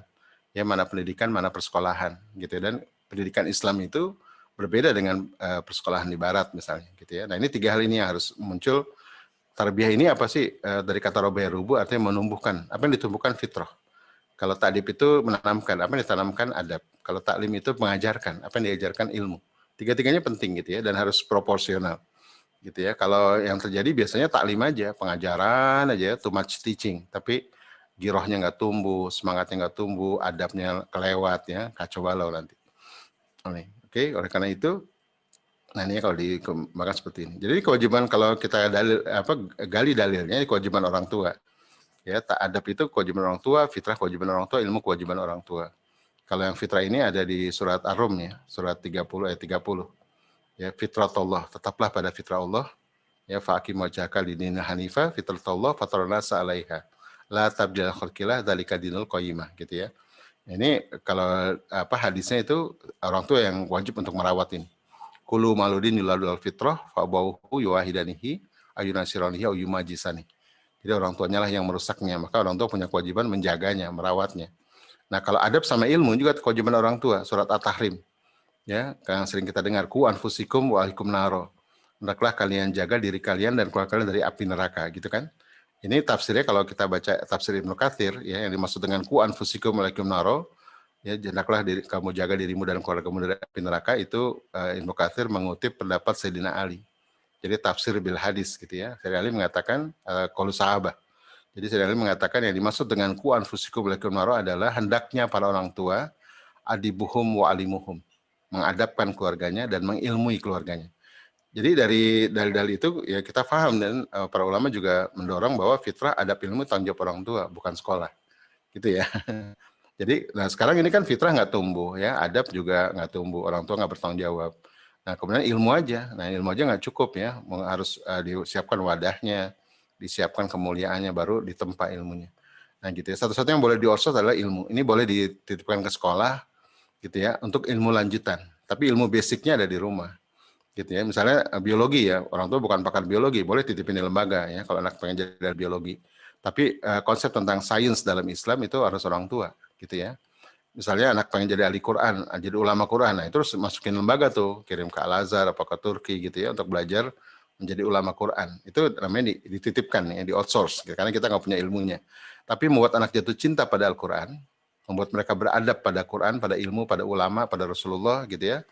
Ya, kemudian mengajarkan ilmu-ilmu dasar tentang Al-Quran tadi ya, hakikat hidup, itu adalah orang tua. Sepakat nggak? Nah, jadi orang tua ini lebih banyak sebenarnya. Cuma sayangnya kita nggak berperan gitu ya, kita serahkan semua ke sekolah. Sekolah jadi bengkel, jadi laundry. Ya kasihan ustadz-ustadzah itu ya. Akhirnya kemudian mereka nggak selesai gitu ya. Jadi orang tua berharap anaknya sudah soleh ketika disekolahkan di sekolah Islam yang mahal, pulang ke rumah sudah soleh ya, gitu kan. Sementara apa harapan guru-guru? Guru-guru berharap anak-anak sudah soleh dari rumah, tiba di gerbang sekolah siap diajarkan, ditaklim gitu ya. Lalu pertanyaannya yang mensolehkan siapa? Nggak ada ternyata. Jadi banyak yang kaget kan. Loh kok anak saya di sekolah Islam kelakuannya begini, kelakuannya begitu. Iya, karena di sekolah Islam diajarkan ilmu Islam. gitu ya. Tapi fitrahnya nggak sempat ditumbuhkan, adabnya ini nggak jadi agenda utama. Karena nggak mungkin sekolah itu mengerjakan semua hal, sepakat nggak? Coba tanya guru-guru, nggak ada guru-guru yang sanggup mengerjakan ini semua. Ya, maka perlu peran ayah ibu. Ya, itu penting itu. Karena di akhirat yang ditanya bukan sekolah, yang ditanya Allah adalah siapa? Orang tua. Sepakat ya? Jadi jangan sampai nanti kita saya belum baca status Facebook ya, seorang ayah di Facebook bilang begini, ini saya screen capture ya, tapi saya nggak tampilin di sini, saya simpan jadi arsip saya, itu sekitar 5 tahun yang lalu ya. Jadi ayah ini nyebut gini, anak saya sekolah di sekolah Islam terpadu katanya. Ya, memonitoring perkembangannya, ya nilai akademisnya kami amati terus. Berarti ada komunikasi kan ya, ada monitoring kan gitu ya. Terus kemudian pulang sekolah antar jemput, gitu ya. Pulang sekolah antar jemput, ya. Sabtu Minggu kami penuhi dengan les-les gitu. Tapi anak saya sekarang semester 2 kuliah di perguruan tinggi, terkena LGBT. Apa dosa saya katanya? Coba ya Bunda, kira-kira apa dosanya tuh? Sekolah Islam full day kan, pulang antar jemput. Ayah ibunya selalu monitoring, ya kan? Gitu. Nah, Sabtu Minggu di waktu luang dikasih les yang banyak gitu. Kemudian ketika kuliah kena LGBT, apa dosa saya? Kira-kira bisa jawab nggak? Gitu ya. Itu karena kenapa? Karena banyak orang tua menyangka kalau anaknya sudah disekolahkan maka selesailah pendidikan. Sepakat ya? Gitu. Karena pendidikan ini bukan bicara persekolahan, pendidikan ini bicara komprehensif ya, bagaimana menumbuhkan fitrah, bagaimana memuliakan adab, ya, bagaimana mengajarkan ilmu. Sepakat ya? Itu. Ya, makanya jadi mismatch. Ya, orang itu ada komplain ke sekolah. Kok bisa sih anak saya begini begitu, kan sekolah ini sekolah Islam, ya sekolah gitu kan? Kenapa? Karena sekolah nggak mungkin bisa semua hal. Sepakat nggak? Ya mari kita bantu sekolah kita. Mari kita bangun apa yang disebut dengan konsep parental engagement, ya keterlibatan orang tua dalam proses mendidik itu harus. Jadi sekolah masa depan, saya riset ya, sekolah masa depan itu sekolah yang dicari orang. Pasca pandemik ini adalah sekolah yang bisa melibatkan orang tua dalam proses. Nggak mungkin sekolah berdiri sendiri. Sepakat ya? Udah banyak keluhan kok ya, Ustaz pada ngeluh juga ya, jangan jadikan sekolah kami bengkel dan seterusnya. Oke ya Bapak Ibu, nah ini prosesnya ini sebenarnya kalau digambarkan, ini saya dapatkan dari seorang tokoh juga di Surabaya gitu ya, dia berkunjung ke Australia, kemudian mendapatkan gambar di ruang kepala sekolah. Nyata kalau 0 sampai 6 itu dia fokus di menumbuhkan fitrah aja gitu ya, nggak ada pengajaran 0 sampai 6-nya. Ya, yang penting anak suka belajar ya, punya gairah itu aja, bukan pengajaran. Bahkan adab pun belum di bawah 7 ya. Adab itu dipesonakan, dijatuh cintakan. Nah, adab sama fitrah ya, fitrah itu kan dari dalam ya, giroh itu mulai dipadukan ketika 7 sampai 10. Nah, ini dengan banyak kebolang, napaktilah sejarah gitu ya. Membuat anak terpesona dengan akhlak Islam gitu ya. Jadi bagaimana mereka melihat kesolehan bekerja, bagaimana mereka dunia bekerja. Maka 7-10 ini masa ngebolang nih ya gitu. Kemudian 11 sampai 18 atau sampai 15 dan seterusnya. Ini baru masa takdib ya dan taklim ya, masa untuk penanaman ilmu yang benar dan adab gitu ya, adab. Nah, ini kalau sudah selesai ini kan. Nah, kita sudah tumbuh, wadahnya sudah kuat, baru masuk adab dan ilmu. Maka ada istilah adab sebelum ilmu kan, gitu ya. Juga fitrah sebelum adab. Nah, kita adab itu tumbuh setelah fitrah tumbuh gitu kan. Nah, karena fitrah itu wadahnya. Nah, baru masuk ilmu, maka ada istilah adab sebelum ilmu. Nanti setelah diberi ilmu kan, ilmu muncul lagi jadi ilmu, jadi orang yang beradab karena berilmu gitu ya. Nah, tapi tahapannya seperti ini. Nah, sekarang apa yang terjadi kalau ini semua cuma diserahkan ke sekolah? Ya, nggak akan terjadi. Sepakat and community, baru kemudian sekolah. Gitu ya. Nah, saya cepetin ya Bapak Ibu. Jadi ini konsepnya ya. Jadi bagaimana fitrah itu tumbuh. Nah, termasuk akhlak. Jadi banyak orang mengira kalau akhlak itu dengan cara intervensi dari luar ya. Anak SMA tawuran nih, digundulin, dibotakin, dihukum, besok tawuran lagi. Ya, karena tadi itu pendapat radikal behavior ya, bahwa anak-anak itu seperti hewan yang bisa dilatih dari luar. Ya, itu sebenarnya buah daripada fitrah. Ya, kalau fitrah itu tumbuh, maka tumbuh jadi akhlak dia. Ya, sama kayak pohon tadi ya, kalau benihnya benar, dirawat dengan benar, ditempatkan di tanah yang benar, panduannya benar, maka nanti panennya benar. Sepakat nggak? Ya, pemasaran juga benar gitu. Jadi kalau pembibitannya benar gitu ya, nanti kemudian perawatannya benar, pemeliharaannya benar, ya nanti pemanenannya benar gitu, nanti pemasarannya benar. Maksudnya punya karya di ruang gitu ya. Nah, itu pakar mengatakan jadilah gardener, jangan jadi carpenter gitu ya. Nah, ini tahapan-tahapannya. Nah, ini Rasulullah ketika sama para pemuda. gitu ya. Ini para pemuda termasuk tadi kita kasih contoh ya. Jadi Rasul lebih banyak bagi rantaukan. Bahkan Rasul sudah mulai merantau pada umur 12 tahun kan. Jadi cara belajar terbaik usia 11 sampai 18 itu adalah pemagangan sebenarnya. Ya, karena kehebatan tidak bisa diajarkan tapi ditularkan. Gitu ya. Nanti kita lihat ini dari hadis, ini dari research. Ada sebuah buku judulnya The Best School. Ini buku ditulis oleh Thomas Armstrong gitu ya. Ini beliau mengatakan psikologi, ilmu perkembangan psikologi itu nggak masuk ke dalam persekolahan. Gitu, begitu saya baca, ternyata bagus nih penemuan-penemuan terbaru dari perkembangan psikologi ya. Ini usia 11, 15, 14, kemudian nggak dimunculin ya. Oke, saya lupa masukin lagi nih. Ada satu hal yang penting di usia 11, 15, 18 adalah pemagangan, gitu ya. Itu penting tuh. Saya nggak munculin. Nah ini ciri-ciri pemuda nih, Bapak Ibu sekalian ya. Jadi kalau hari ini kita ketemu anak kita ini suka pengakuan sosial kompeten gitu ya. Nah hari ini banyak anak-anak dibatasi gitu kan, dikendalikan. Jadi bukan jadi the real me, tapi the social me. Maka caranya berikan mereka ruang yang luas nih, gitu ya. Mereka jadi partner bisnis, partner sosial. Jadi kalau ya Bunda punya bisnis atau aktivis LSM, NGO, mulai diajak tuh anak-anak ya, atau aktivis partai gitu ya. Anak-anak SMA nih mulai bisa diajak, SMP bahkan.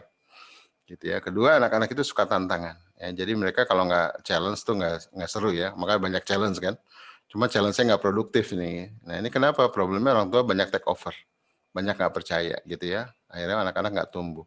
Memberikan anak tantangan itu berisiko nggak? Berisiko gitu ya. Tapi lebih berisiko lagi kalau dia tidak diberi tantangan gitu ya. Tidak diberi sesuatu yang menempa hidupnya gitu ya. Karena mereka memang suka nih. Makanya give challenge ya. Jadi ayah jadi sang raja tega, basuh luka gitu ya. Jadi ayah yang menempa, ibu yang mendinginkan.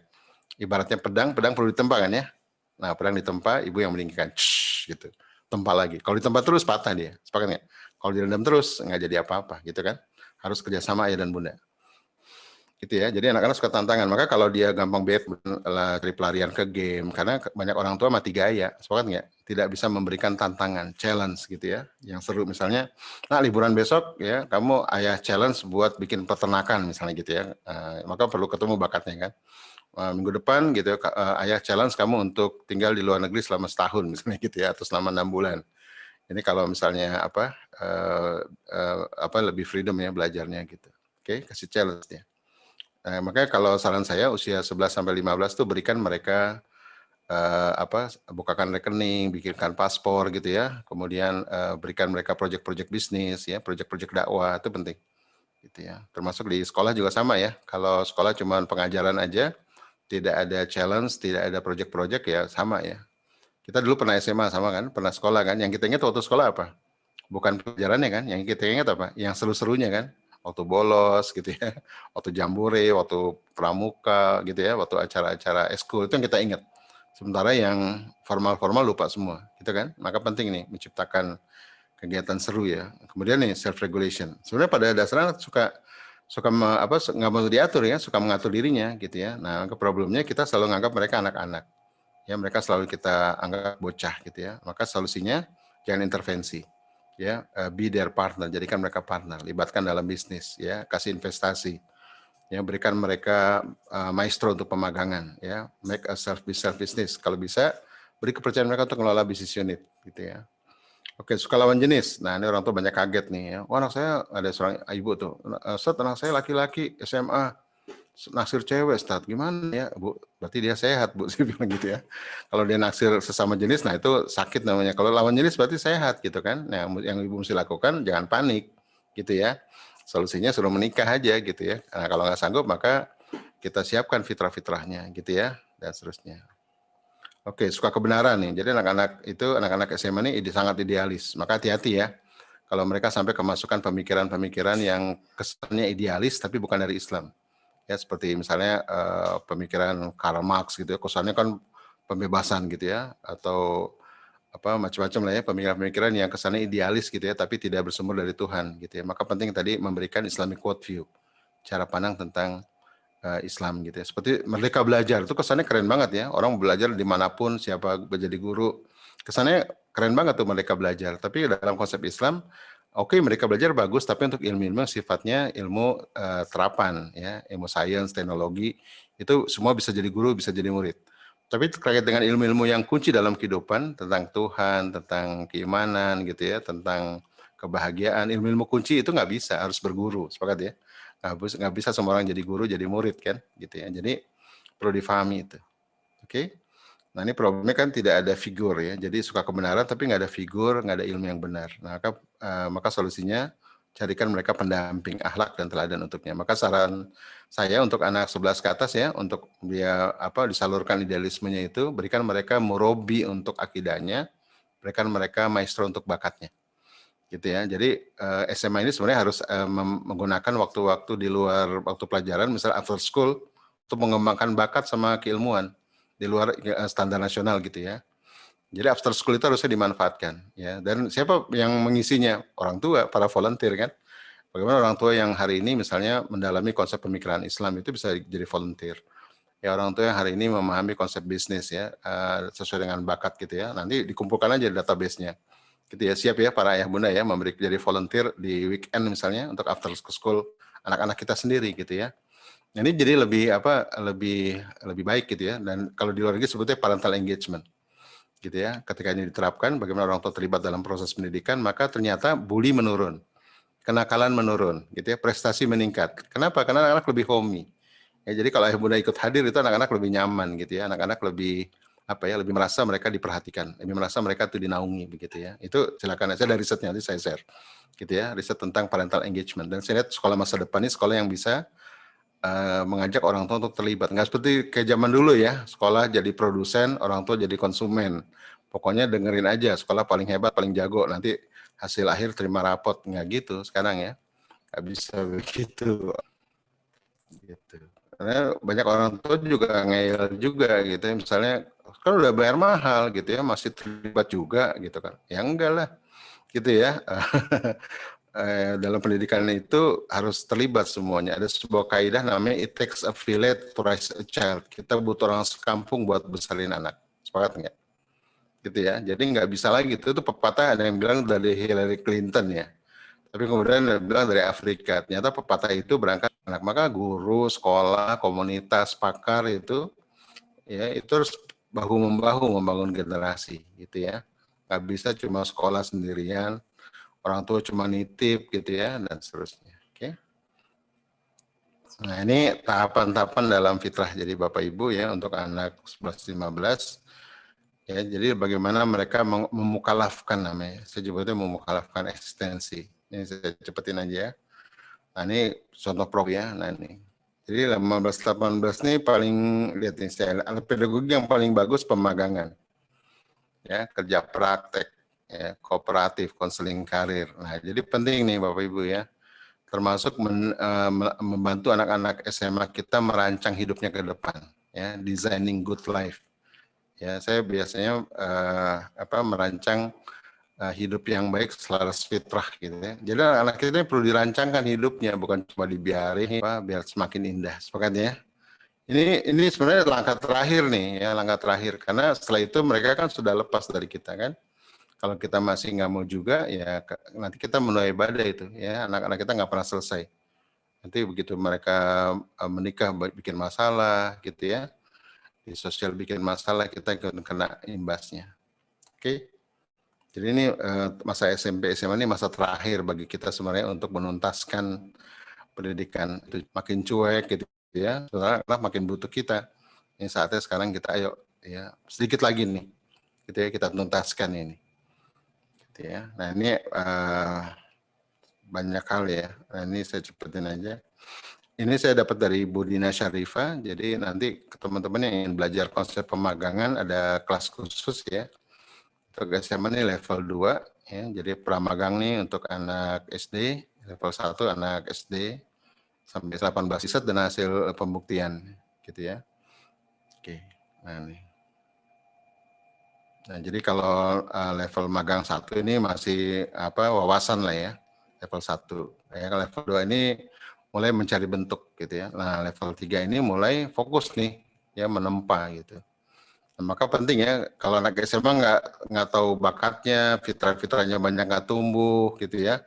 Sholat masih disuruh-suruh, nggak tahu aktivitas produktifnya apa, fitrah keibuannya. Ini begitu masuk masa SMA jadi banyak galaunya nih, ya banyak galaunya dan seterusnya. Oke ya, karena masa SMA ini sebenarnya masa kontribusi nanti level 3 ya. Ini masa kontribusi, masa SMA ini masa untuk mulai mengembangkan diri ya, makin dalam gitu. Oke, ini level magang 2. Oke.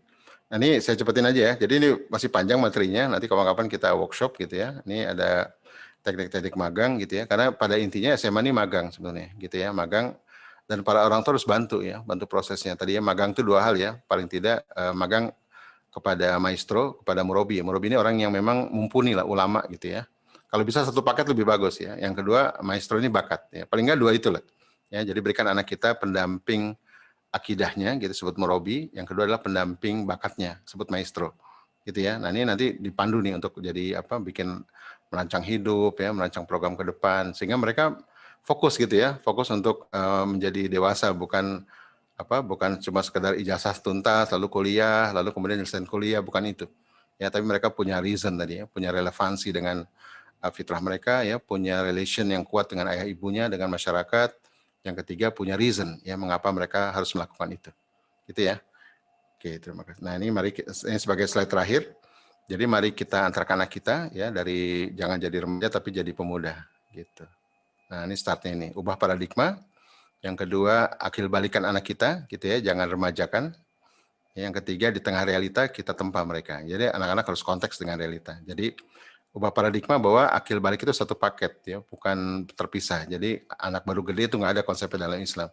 Maka tugas kita mengatakan tidak ada remaja dalam Islam, dari anak menuju dewasa bukan remaja, mendidik bukan mengajar, gitu ya. Jadi mendidik beda dengan mengajar. Mengajar kan taklim ya, mendidik itu tadi ada fitrah, ada adab, ada ilmu basic gitu. Ini orang tua bukan orang sekolah gitu ya, ini kolaborasi ayah bunda.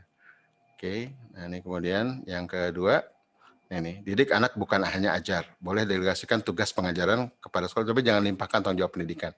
Tetap orang tua akan ditanya, ayah penanggung jawab utama, bunda pelaksana utama, gitu ya. Jadi yang merancang, mendesain itu ayah sebenarnya. Nah, sekolah itu nanti support. Ya tidak perlu berlindung di balik istilah kualitas pertemuan. Ya, banyak orang tua gitu kan, yang penting kualitasnya nih, enggak, kuantitas juga penting. Mari smart mencari nafkah nih para ayah ya. Bagaimana cari nafkah yang lebih smart, yang waktu lebih banyak untuk anak-anak kita dan keluarga, namun uangnya lebih banyak gitu ya. Gimana caranya? Ya, pikirkan gitu dari sekarang gitu ya, minta sama Allah. Bangun komunitas ya, karena kita nggak bisa sendiri kan tadi ya, bersama sekolah, bersama pakar. Mari kita bangun misalnya di Surabaya begitu ya, bagaimana kita bangun komunitas agar sama-sama membangun peradaban ya, dari rumah-rumah kita, dari komunitas kita. Sepakat ya? Nah, yang ketiga ini tadi di tengah realita. Nah, di tengah realita, oke, ini ya. Nah, nih, di realita jadi realita apa yang sekarang kita hadapi ya? Anak kita generasi milenials ya, generasi alfa atau itu realitasnya begitu kan? Maka ikuti tadi ya. Ini masalah relevansi di kehidupan sungguhnya. Jadi jangan banyak imitasi ya, jangan banyak simulasi, real. Ya, karena anak-anak SMA itu sudah mulai real ya. Jadi bagaimana mereka ditempa dalam kehidupan nyata, bukan lagi simulasi nih, ya, laboratorium, tapi langsung rumah sekolah sebagai bagian dari realitas seutuhnya. Ya. Jadi mari kita tumbuhkan anak-anak kita antarkan mereka menjadi mukalaf, menjadi akil balik, menjadi pemuda, bukan jadi remaja. Mari kita ubah mindset kita mulai dari sekarang. Ya, Bismillah gitu ya, tuntaskan pendidikan anak kita agar mereka menjadi pemuda yang mukalaf, yang siap untuk mengemban peradaban, bukan menjadi beban peradaban, apalagi kuli kebiadaban. Alakum rabbikum, jazakumullah. Saya serahkan kembali kepada moderator.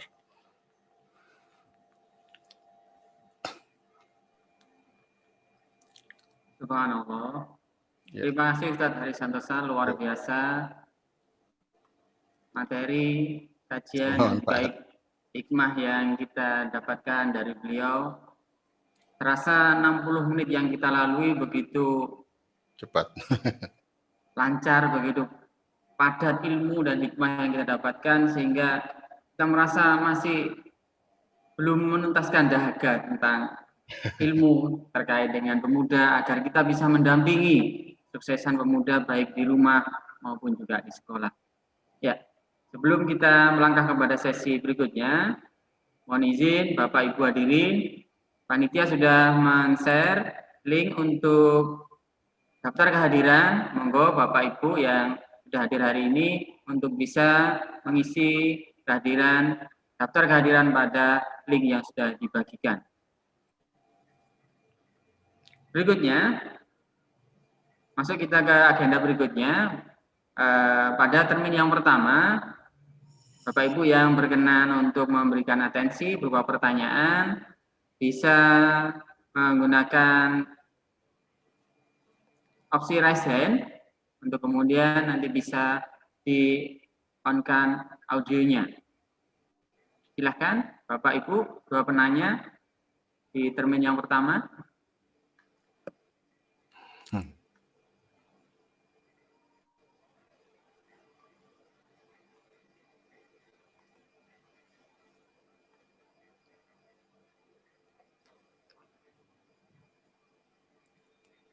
Ada satu yang sudah raise hand di sana.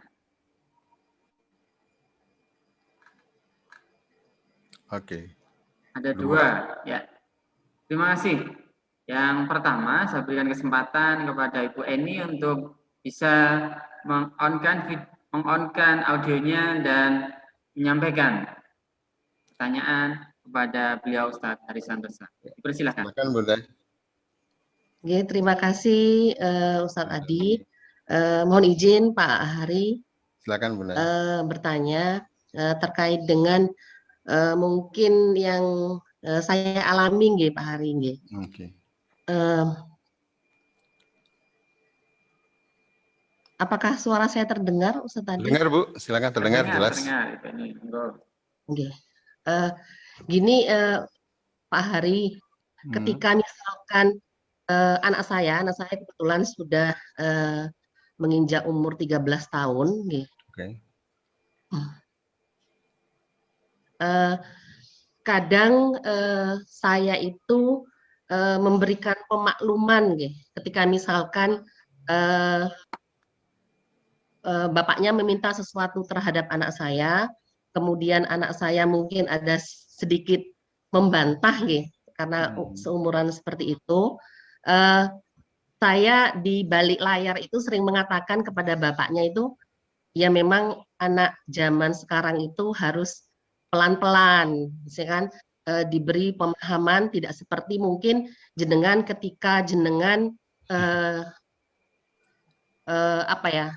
berbuat sesuatu kepada orang tua. Kalau dulu itu kan diperintah A langsung dijalankan tanpa ada bantahan, tanpa ada merengut mungkin Pak Hari seperti itu. Namun ketika saya di balik layar mengatakan seperti itu ke bapaknya, biasanya bapaknya mengatakan mau zaman sekarang, mau zaman dulu ya sama. Tidak ada istilahnya zaman sekarang, zaman dulu gitu kan. Tidak ada yang namanya zaman milenial dan segala macamnya. Nah, di situ saya minta saran Pak Hari bagaimana saya harus bersikap sebagai ibu. Terima kasih. Ya, makasih Bunda Ayu. Langsung jawab ya. Ya, dalam pendidikan tuh Bunda ada namanya hukum tetap, ada hukum bergerak gitu ya. Ada yang namanya thawabit, ada mutaghayyirat gitu ya. Ada stabilitas, ada dinamika gitu ya. Kalau misalnya Sayyidina Ali mengatakan didiklah anakmu untuk menghadapi zaman yang bukan zamanmu, itu bicara dinamika, ya kan? Itu dinamika karena memang anak-anak punya konteks zaman yang berbeda gitu ya. Tapi ada unsur yang sifatnya stabilitas yang nggak boleh berubah gitu ya. Yang nggak boleh berubah itu tiga hal. Yang tiga hal yang nggak boleh berubah. Kedengeran suara saya? Putus-putus ya? Terdengar, Ustaz. Kedengeran? Terdengar, Pak. Terdengar. Oke, jadi tiga unsur stabilitas itu yang pertama adalah orientasi pada Allah gitu kan. Jadi semua keputusan kita di rumah sama anak tuh orientasinya Allah. Anak harus paham juga itu ya. Jadi kalau maunya Allah apa maunya orang tua gitu kan. Itu harus dari kesepakatan. Yang kedua adalah harus relevan dengan kitabullah ya, harus berdipandu kitabullah. Ini unsur stabilitas yang kedua. Nah, termasuk kitabullah adalah tahapan. Tahapan juga kitabullah gitu kan, bahwa misalnya perintahkan anak usia 7 tahun, ayah tuh bisa bilang ini bukan ayah nih, ini Rasulullah yang merintahkan gitu ya. Kemudian 10 tahun kalau tidak sholat tipu itu bicara adab tuh ya, karena panduannya kitabullah kan, itu bicara ilmu gitu ya.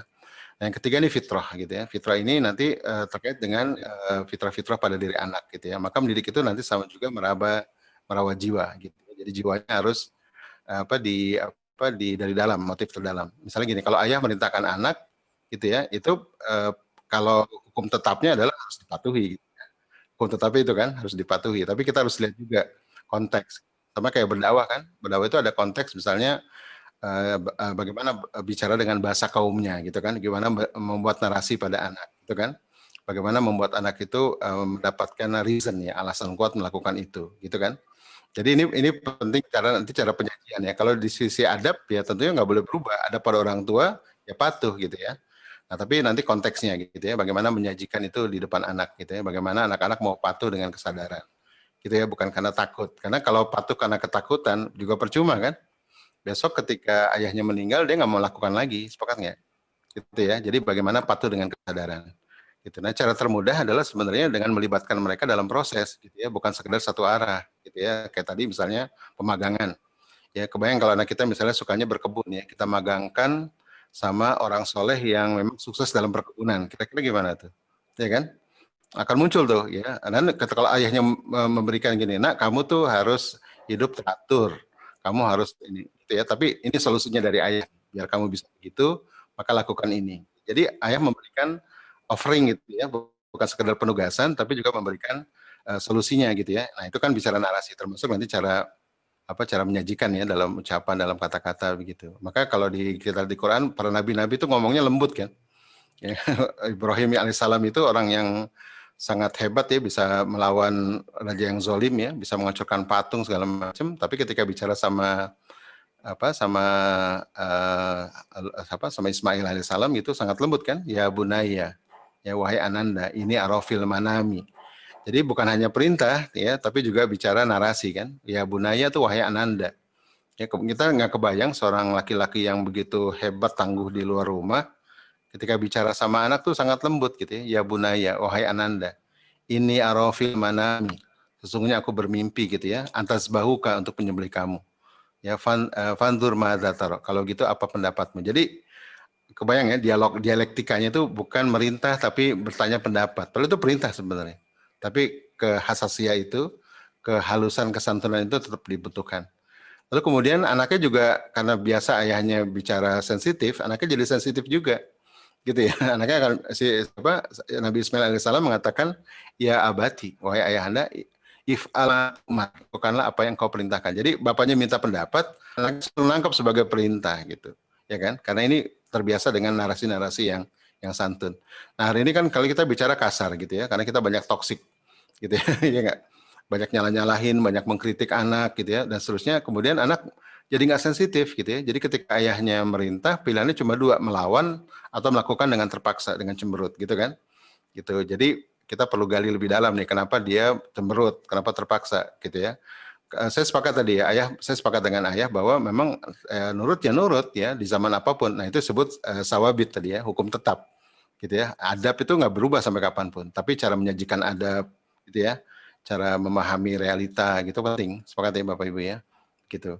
Kayak misalnya melihat kondisi objek dakwah juga penting kan, gitu ya. Misalnya ada orang yang pakai celana jeans, baju belel masuk masjid gitu ya. Terus kita masa masuk masjid pakai jeans celana belel gitu ya. Padahal ternyata orang itu hari pertama dia masuk masjid gitu ya, dengan pergulatan batin yang hebat. Lalu kita kemudian gurur ya. Akhirnya orang itu nggak balik lagi ke masjid kan gitu. Itu contoh ya. Jadi itu sebut adab. Adab itu memahami konteks ya. Adab itu memahami realita. Adab itu memahami bagaimana menyajikan kebenaran di hadapan manusia gitu ya, termasuk dalam mendidik anak. Gitu Bunda ya. Jadi saya sepakat dengan ayah, tapi tinggal masalah menyajikan aja, dan kemudian bukan hanya menyuruh ya, bukan hanya menyajikan, tapi juga memberikan solusi gitu ya, solusi yang sesuai dengan relevan dengan kebutuhan Ananda gitu ya, bukan sekedar perintah yang sebenarnya mau kita, bukan kebutuhan Ananda misalnya. Oke, mudah-mudahan bisa paham. Terima kasih Pak Ari. Gitu. Terima kasih Ustadz Hari atas penjelasannya. Berikutnya sudah ada 3 ayahanda dan bunda yang sudah siap dengan pertanyaannya. Mohon dengan pertanyaan yang bisa dipersingkat karena durasi. Saya persilakan yang pertama kepada Ayah Bunda Dahayu Sasmita. Dilanjut berikutnya nanti ayahanda dari Ananda Zakwan, dan yang terakhir dari ayahanda dari Ananda Ciara. Monggo Ibu, Bapak. Assalamualaikum warahmatullahi wabarakatuh. Waalaikumsalam warahmatullahi wabarakatuh. Bunda Dahayu ya. Silakan Bunda. Saya bernama Dahayu Sasmita. Bagus namanya. Oke, silakan Bunda.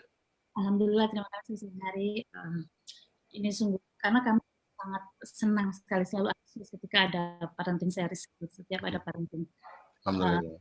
Iya, karena bisa ya, hal-hal yang tidak terpikirkan mungkin jadi oh iya. Kemudian selalu nggak enak itu ketika mengikuti parenting, aduh ternyata kami banyak bolongnya ya. Kami lupa tidak melakukan itu, kami lupa tidak melakukan itu, kami kurang di situ atau mungkin jangan-jangan itu tidak tersentuh. Akhirnya yang menjadi seperti kepikiran beban banyak kurangnya gitu ya dalam mendidik putra-putri kami, istilahnya begitu. Hingga pertanyaannya adalah how to start, kemudian bagaimana caranya kemudian memulai sesuai dengan apa yang ideal, meskipun rasanya kan tidak ada yang ideal. Tapi bagaimana kemudian ketika memulainya, gitu, seperti yang tadi Ustaz Haris sampaikan. Ketika kemudian itu dimulai, bagaimana cara memulainya? Istilahnya begitu.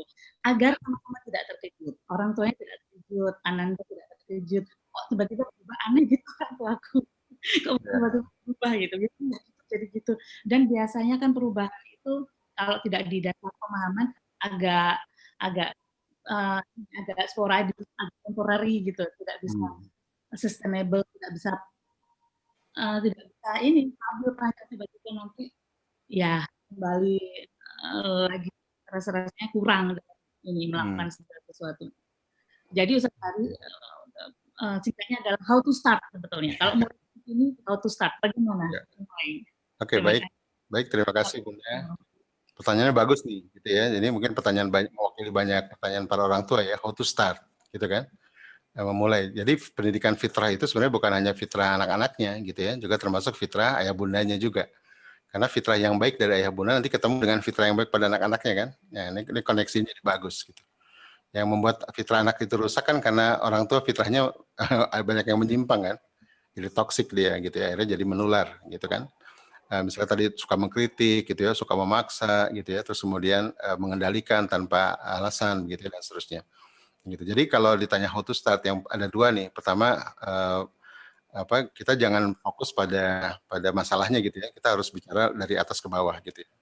Jadi yang bagian besarnya adalah para ayah bunda harus strategis ya, itu harus melakukan tazkiyatun nafs gitu dulu ya. Tazkiyatun nafs itu mendekat pada Allah. Gitu ya. Karena pada hakikatnya Allah lah merobi bagi anak-anak kita, bukan kita. Gitu ya, Allah lah guru bagi anak-anak kita, termasuk diri kita. Dan Allah lah yang menciptakan fitrah itu, gitu ya. Dan Allah lah jualah yang menyediakan tahapannya.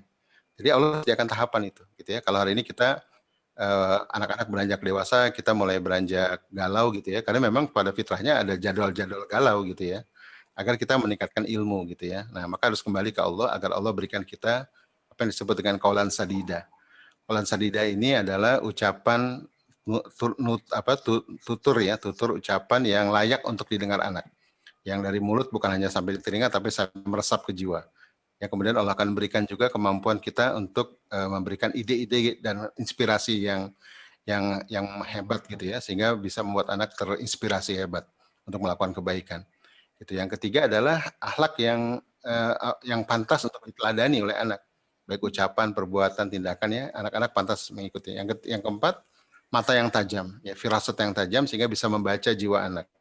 Nah, itu sebenarnya bekal-bekal dalam pendidikan ya yang dibutuhkan. Nah, itu maka kita mendekat pada Allah agar Allah berikan kita kemampuan-kemampuan itu dalam membersamai anak. Karena didik anak ini kan bukan mesin ya, bukan flash disk ya, bukan robot, tapi dia jiwa kan. Ya, anak-anak kita ini berjiwa dia. Maka tugas didik itu adalah meraba jiwanya, menyentuh jiwanya. Itu satu ya. Jadi maka orang tua harus melakukan pesucian jiwa, tazkiyatun nafs gitu kan, agar ketemu nih jiwa yang baik dengan jiwa yang baik. Oke? Gitu ya. Terus yang kedua adalah memahami teknisnya. Jadi kalau tadi adalah do the right thing, yang kedua ini adalah do the thing right, gitu ya. Jadi memahami tahapan perkembangan, biar nggak kagetan gitu ya. Ini usia gini apa sih tahapannya, karakteristiknya apa sih? Usia ini tahapan ini karakteristiknya apa sih? Gitu. Kalau sampai 6 itu kan itu puncaknya imaji dan abstraksi kan. Anak-anak ini pusat perasaan bukan pusat kepintaran. Jadi kalau kita memahami ini, kita nggak akan menggegas usia dini gitu ya, karena kita paham bahwa usia dini ini tahap mempesonakan, tahap membangkitkan, tahap menggairahkan, tahap mencontohkan, tahap meneladankan, itu usia dini. Kalau 7-10, ini tahap membuat anak bergeser dari konsepsi menjadi potensi dengan beragam aktiviti. Ya, maka usia 7-10 ini banyak ngebolang, napak tilas sejarah, Jadi anak-anak itu harus diberi ruang untuk salah, diberi ruang untuk salah dan terus dimaafkan. Itu 7-10 tuh. Gitu ya. Karena mereka memang harus banyak wawasan, banyak mencoba dan banyak salah gitu kan. 7-10. Jadi kita nggak kagetan. Gitu ya. Biasanya kita kan kagetan nih. Kamu nih dulu waktu kecil anteng, sekarang nih bengal gitu ya. Tapi memang itu tahapnya mereka nakal dalam tanda kutip ya, nakal, maka kita memfasilitasi dengan cara menempa di alam.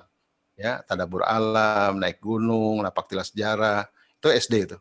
Gitu ya. Jadi kita jangan jadi orang tua yang cuma bisa mengcounter ya, tapi bukan sibuk pada kegelapannya, tapi sibuk dengan cahayanya, gitu kan.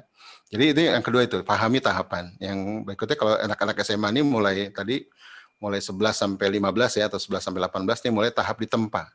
Gitu ya, tahap untuk anak-anak disebut sinomorohakoh ya, tahap untuk dipersiapkan menjadi dewasa. Ya, maka kita temukan anak-anak di usia ini mulai ngelawan, ngeyel, mulai privacy, sepakat nggak? Ya, HP-nya di password, kamar dikunci, ya lebih senang ngumpul sama teman-teman daripada kita. Itu sebenarnya fitrahnya memang pada tahap itu kan, gitu ya. Kan kenapa mereka lebih senang ngumpul sama jamaahnya gitu ya? Karena mereka memang sudah punya fitrah berjamaah, bersosial kan, berkolaborasi. Ya, tinggal kita berikan mereka gimana jamaah yang baik gitu kan. Nah, jadi kita memfasilitasi. Gitu ya. Jadi kita tahapan ini biar kita tidak galau ya dan tidak lebay. Biasanya kita lebay kalau nggak lalai gitu ya. Ketika anak-anak menjelang dewasa, semakin butuh mereka untuk kita beri keyakinan, keberanian, ketangguhan ya. Ini saatnya kita banyak memaksa atau saat kebalikan kita banyak lalai. Akibatnya mereka nggak tumbuh optimal gitu ya. Jadi yang kedua pahami tahapan gitu ya. Ini yang kedua. Yang ketiga, nah kalau gitu mulai dari mana? Nah kita baru kita mengobservasi. Jadi berapa usia anak Bunda sekarang gitu ya? Usia 13, 15, 9, 8, usianya berapa? Dari tahapan tadi kita bisa paham indikator ya, indikatornya apa misalnya. Nah, mulai kita observasi nih, misalnya anak kita umur 11, umur 12 gitu ya, sholatnya masih disuruh-suruh. Nah, itu kalau di scoring itu ya, itu skornya masih skor 3 tuh. Ya, kalau 1 sampai 10, 3 itu masih malas gitu ya. Kalau 4 itu antusias tapi nggak konsisten. 5 itu antusias konsisten. Yang 6 itu antusias, konsisten, dan contribution. Anak SMP, SMA harusnya levelnya 6. Antusias, konsisten, contribution. Dalam 8 fitrah. Dalam keimanan dia antusias, konsisten, kontribusi gitu ya. Sholatnya antusias, konsisten, regular, dia teratur, terus dia mulai aktif dalam dakwah. Kontribusi walaupun sedikit. Itu SMP, SMA. Gitu ya. Kalau anak SD paling enggak antusias, konsisten SD. Gitu ya, antusias untuk belajar, terus konsisten gitu ya. Nah, itu udah cukup gitu ya. Kalau usia dini antusias aja udah cukup, ya nggak perlu konsisten gitu ya. Jadi kita nggak bisa berharap anak usia dini itu sholat teratur, nggak bisa berharap gitu ya. Tapi berharaplah mereka cinta sholat, cinta Allah, cinta Rasul gitu ya. Nah, jadi kita observasi anak kita. Nanti saya kasih toolsnya kalau ayah bunda atau saya tunjukkan ya. Saya tunjukkan kalau boleh. Nah ini contoh untuk observasi, bentar ya. Oke, nah ini. Contoh ya. Nah, saya biasanya melakukan ini untuk anak-anak yang saya coaching gitu ya, anak-anak SMA. Oke. Bukan ini ya, mohon maaf. Nah, oke. Ini contoh ya, contoh untuk gitu. Nah, ini contoh ya, contoh pemetaan fitrah. Ya, jadi biar kita nggak kecolongan gitu ya, kita petakan nih. Biasanya kita orang tua cuma 2 hal aja nih. Fitrah belajar sama fitrah bakat gitu ya. Kita nilai cuma satu lagi fitrah iman. Tapi fitrah iman kadang-kadang kita ngukur dari nilai agama, pelajaran agama gitu ya. Tapi kalau fitrah iman ini ukurannya bukan dari pelajaran agama tapi dari antusias mereka, giroh mereka gitu ya. Ini ada ukurannya 1 sampai 10. Kalau antusias tuh 4 ya. Antusias 4, konsisten tuh 5. Gitu ya. Jadi kalau anak SMP itu paling enggak antusias, konsisten, kontribusi itu SMP SMA. Kalau SD itu antusias, konsisten udah cukup, that's enough gitu ya. Kalau bisa lebih bagus. Nah, kalau untuk anak usia dini itu paling enggak dia antusias aja gitu. Nah, kalau sudah masuk 3 itu malas. 2 itu hambar ya, 2 itu hampa, 1 itu benci. Nah, ada anak SMA tapi benci agama ada tuh ya, benci kepada Allah, benci pada Islam gitu ya. Itu sudah 1 tuh. Nah, itu harus direcover tuh gitu ya. Jadi itu Bunda. Jadi pertama tadi tazkiyatun nafs ya, pembersihan jiwa, yang kedua adalah pahami ilmunya, tahapan-tahapan fitrah dan indikatornya gitu ya. Yang ketiga tadi mulai mengkontekskan dengan anak kita, termasuk ini ya tadi pemetaan ini, gitu ya. Nah setelah dari sini baru kita bisa merencanakan, gitu ya. Ini ada mulai perencanaan, ini mulai planning, kita mulai tracking aktivitas mereka apa saja, nanti baru masuk ke perencanaan. Nah ini baru kita masuk ke sini, kita profiling anak namanya. Nah setelah di profiling, kita temukan ya, misalnya dia sholatnya malas nih, apa sih pemicunya biar dia rajin gitu ya. Apa sih penghalangnya sampai dia malas gitu ya. Nah, itu kita harus temukan. Gitu ya, harus menggali lebih dalam, nanti baru kita bisa rancangkan. Nah, ini contoh ya, contoh perancangan seperti ini. Nah, ini saya ambil dari dari sebuah pesantren dari Bunda Bunda Ani CH nih. Gitu ya. Ini dia bikin autobiografi. Ini juga di barat juga begitu sama ya. Anak-anak di fitrah map-nya, kemudian my value-nya, my strength, kemudian dibuat autobiografi, kemudian dibuat my life plan selama 12 bulan ke depan gitu ya. Jadi bukan kurikulum akademis tapi life plan ya, kurikulum hidup ya, bagaimana mereka menjalani kurikulum hidupnya, memiliki perannya dan seterusnya. Ini contoh buat anak saya nih ya. Jadi ini waktu program saya masih umur 13 ya. Ini Raisa. Ini program dia di 8 fitrah gitu ya. Ini planning saya gini. Jadi orang tua harus bikin desain sendiri gitu ya. Nanti sekolah bagian dari untuk melengkapi gitu ya, atau untuk lanjutan. Nah, ini termasuk untuk bakat nih. Kalau bakat saya bikin pakai personal business model.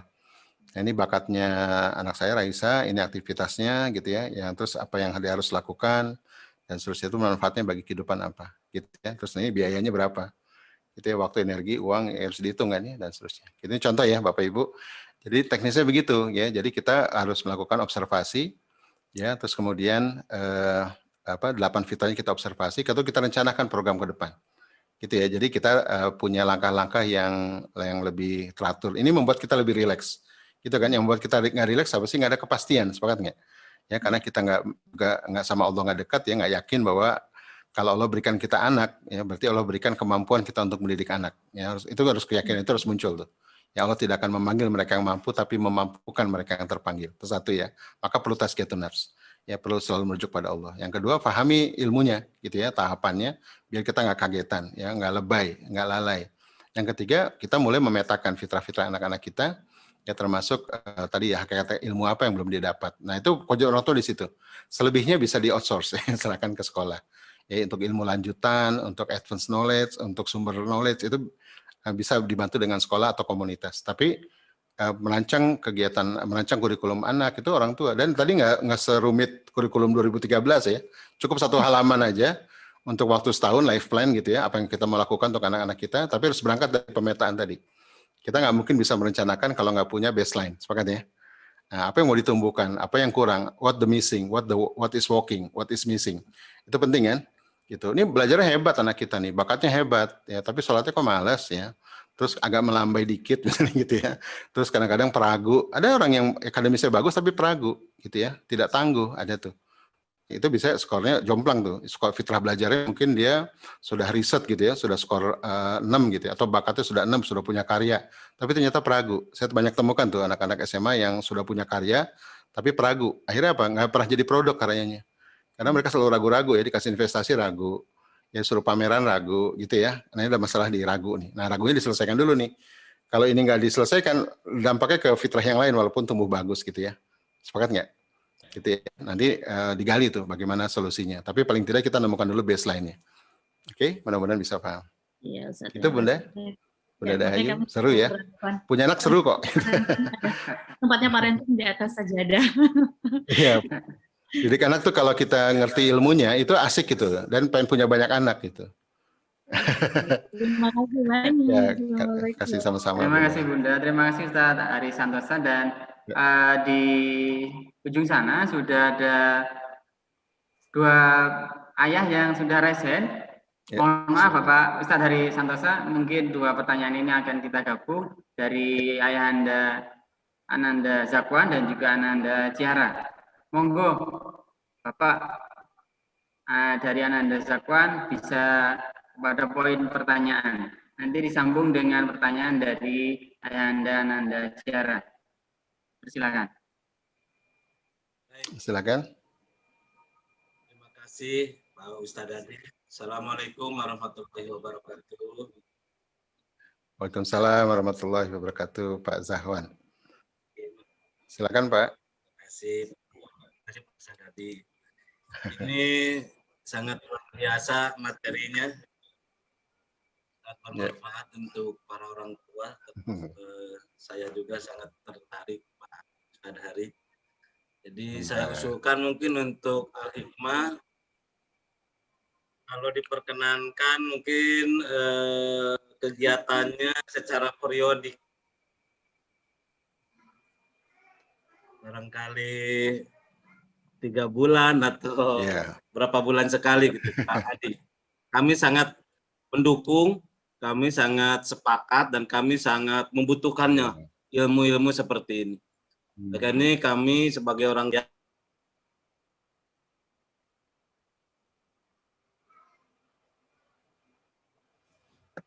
Oke. Nggak putus-putus ya? Oke. Mic-nya Pak Zam. Mikrofonnya Bapak. bagaimana Pak Ustadz Hari ini kami untuk mengasah ketajaman batin selaku orang tua. Sehingga nanti anak-anak kita atau putra-putri kita didorong untuk ketaatan, kepatuhan dengan penuh kesadaran. Tentunya mungkin ada cara-cara lahiriah dan cara-cara batiniah. Nah, khusus untuk cara-cara batiniah barangkali Pak Ustadz Hari ada doa-doa khusus ini buat kami semua, atau wirid-wirid khusus, atau amalan-amalan khusus lah untuk kami semua, sehingga kami betul-betul berikhtiar itu baik lahir maupun batin. Itu mungkin barangkali ada doa-doa khusus, amalan-amalan khusus oleh kami yang ya untuk diamalkan sehari-hari pada sholat. Nah ini untuk hal itu mungkin kami ada 2 hal itu tadi. Pertama saran, yang kedua amalan-amalan apa yang bisa kami baca untuk Pak Dhamma Kacari. Itu saja Pak Ustadz Hari, terima kasih juga untuk Pak Adi, dan terima kasih untuk Ali. Mohon maaf. Assalamualaikum warahmatullahi wabarakatuh. Waalaikumsalam warahmatullahi wabarakatuh. Terima kasih Pak Haji, dan juga pertanyaan dari Ayahanda Ananda Zakwan. Dilanjut kepada Ayahanda dari Ananda Ciara, monggo dipersilakan. Assalamualaikum warahmatullahi wabarakatuh, Ustadz Hari sama Ustadz Adi. Waalaikumsalam warahmatullahi wabarakatuh. Awal saya mendengar presentasi dari Ustadz Hari itu ya lumayan berat bagi saya. Sebenarnya itu sangat bagus dan sangat bagus sekali, dan membuka wawasan saya untuk bagaimana mendidik anak-anak saya, terutama pada saat pandemi ini, di mana peran orang tua sangat diperlukan. Memang kondisi yang saya terapkan ke anak-anak itu sebenarnya mungkin tidak ideal ya, karena background saya bagaimana waktu kecil, di mana saya ditempa dengan kelas sehingga bisa mandiri lebih awal, dengan kondisi anak-anak saya yang sekarang itu mungkin beda. Kondisi di mana kondisi anak-anak ini kecepatan awalnya itu lebih baik daripada waktu saya masih kecil gitu. Sehingga kemandiriannya itu saya merasa anak-anak saya ini agak kurang gitu. Nah, penjelasan dari Ustadz Hari tadi yang waktu menjawab semua pertanyaan dari Ibunda siapa yang pertama itu sangat masuk akal. Jadi saya kira sudah terangkum semua di situ. Yang saya perlukan adalah mungkin mohon di-sharing itu toolnya itu, sehingga kita bisa membuat mapping, life plan, dan macam-macamnya untuk anak saya. Itu saya kira sangat berguna. Dan mungkin kalau Ustadz Hari ada buku atau apa guidance yang bisa kita peroleh, itu mungkin mohon di-share juga. Itu aja poinnya. Terima kasih atas wawasan yang telah diberikan ke kami, sehingga kami bisa mempunyai pandangan yang lebih baik tentang bagaimana memotivasi anak, terutama di rumah pada saat pandemi ini. Itu saja. Terima kasih. Assalamualaikum warahmatullahi wabarakatuh. Waalaikumsalam warahmatullahi wabarakatuh. Terima kasih Pak. Pertanyaannya, saya jawab yang terakhir dulu ya. Gitu ya. Ini tanggapan ya, sebenarnya tanggapan. Jadi insya Allah kalau kita ada waktu gitu ya, atau memang nanti disediakan oleh sekolah, kita bisa adakan workshop misalnya ya, workshop sederhana, bagaimana mendesain ya, bagaimana mendesain life plan tadi ya, kehidupan anak-anak kita dari mulai tracking tadi ya, tracking your life, dari assessment 8 fitrah map gitu ya, sampai kemudian kita menggali ya, problemnya apa sih sebenarnya gitu ya, what missing, what working gitu kan, sampai kemudian kita rancang nih buat program setahun ke depan gitu ya. Jadi kita nanti lebih rileks gitu ya, karena tapi anak-anak dilibatkan nanti, anak-anak untuk harus dikonfirmasi gitu ya, dipresentasi ke anak-anak yang kita mau programkan, gimana nih, ada masukan nggak gitu ya, dan termasuk kita interview. Karena seringkali kita membuat program sepihak gitu ya, anak-anak nggak diajak bicara, itu sama juga. Memberikan solusi yang tidak dibutuhkan itu sama parahnya dengan tidak memberikan apa-apa gitu ya. Jadi kayak segitiga seperti ini ya, makin dalam menggali makin tajam solusinya. Tapi kalau segitiga terbalik ya, makin tergesa membuat solusi, makin melebar masalahnya, gitu kan? Itu sering terjadi tuh. Dalam ini berlaku di bisnis ya, di pernikahan, di manapun. Kalau tergesa membuat solusi udah pasti melebar masalahnya. Tapi maka kita harus lebih tenang, lebih kalem gitu ya, lebih menurunkan ego serendahnya gitu ya. Nah ini baru kita bisa menggali ya. Kalau kita interview anak, tiba-tiba anak ngomong, abisnya ayah gini, abisnya ibu gini, terus kita ngamuk gitu ya. Jadi kamu selama ini dendam sama ibu gitu ya, udah bubar tuh. Sesi interview bubar. Maksudnya menggali, akhirnya malah jadi saling memaki akhirnya, begitu kan.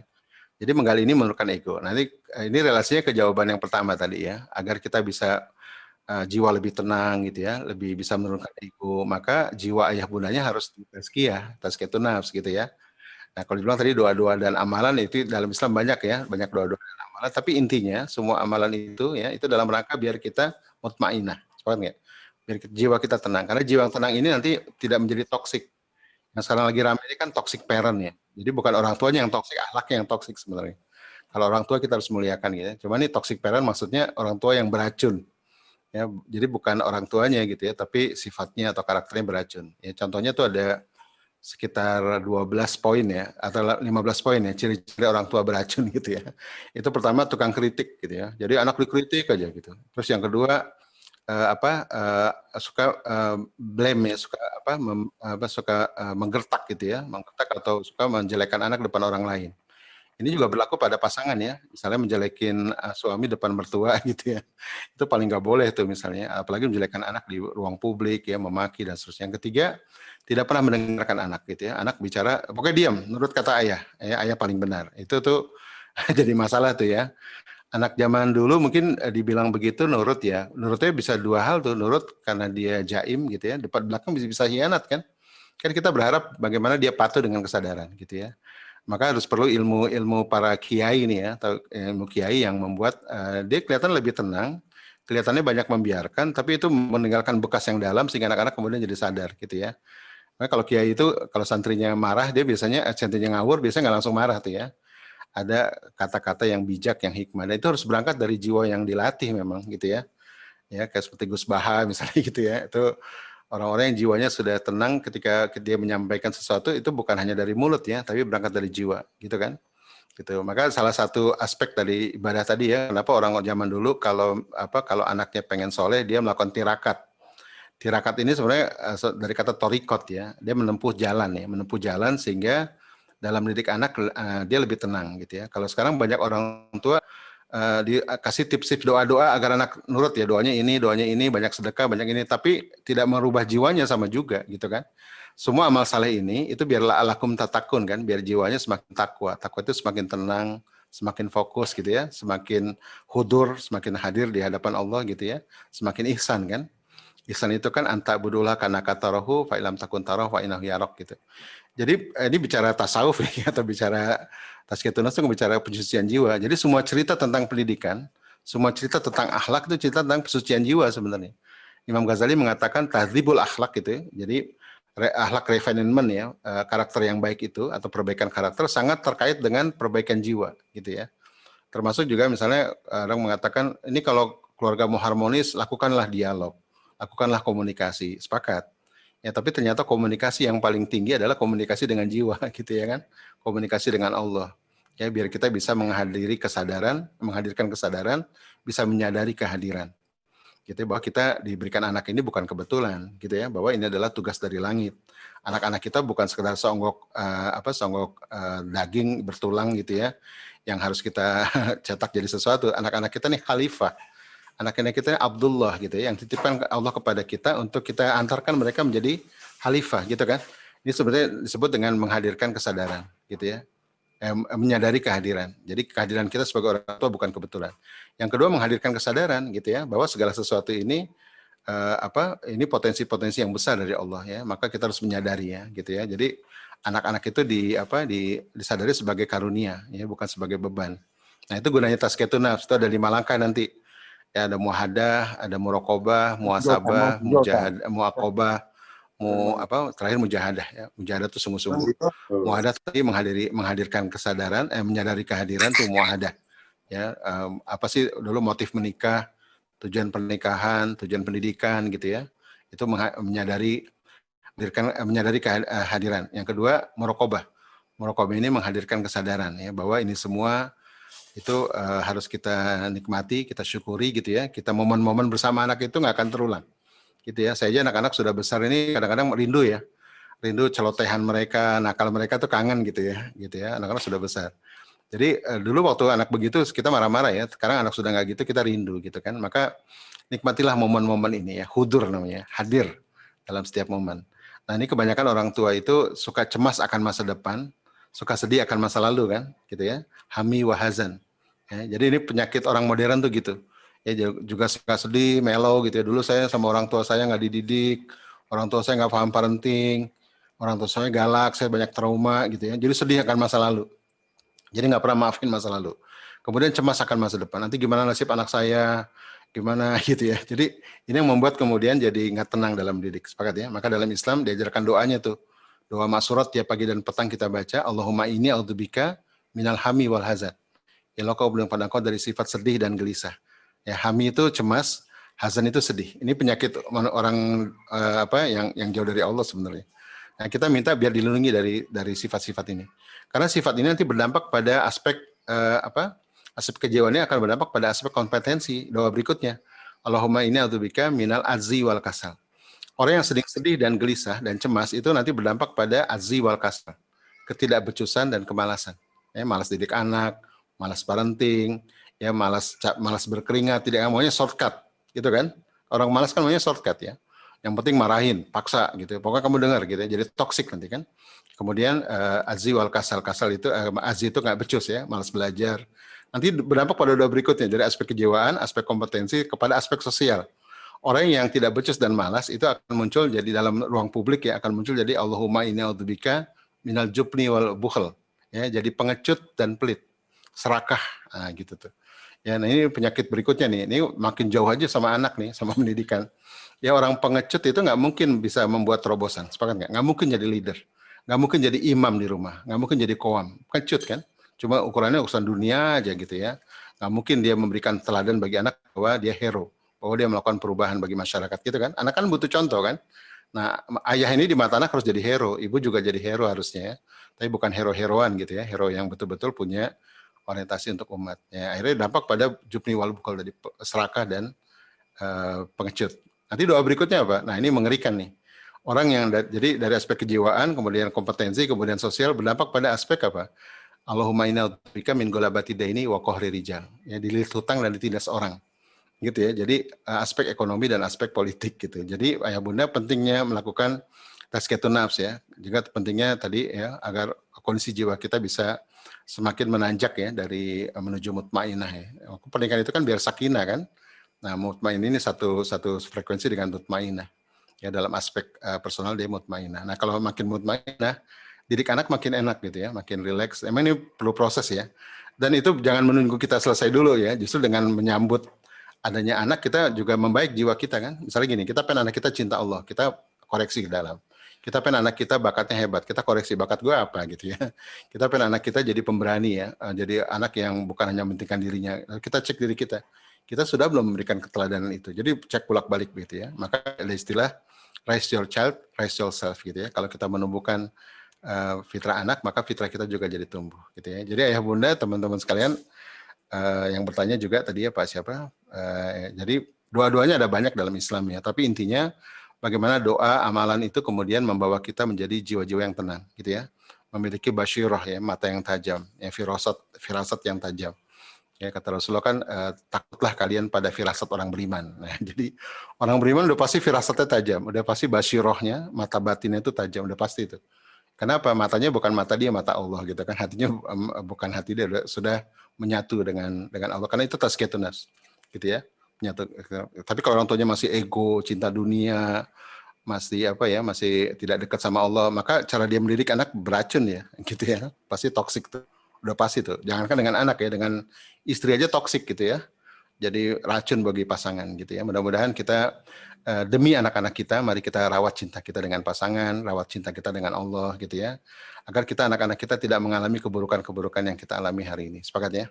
Kita bergandeng tangan, saling mengingatkan gitu ya, agar kita anak-anak kita bisa menghuni peradaban masa depan, peradaban yang lebih luhur, lebih mulia, yang lebih indah, yang tidak rentan dengan pandemik, tidak rentan dengan krisis apapun gitu ya. Kita berharap anak-anak kita bahagia kan, maka kita mulai hari ini.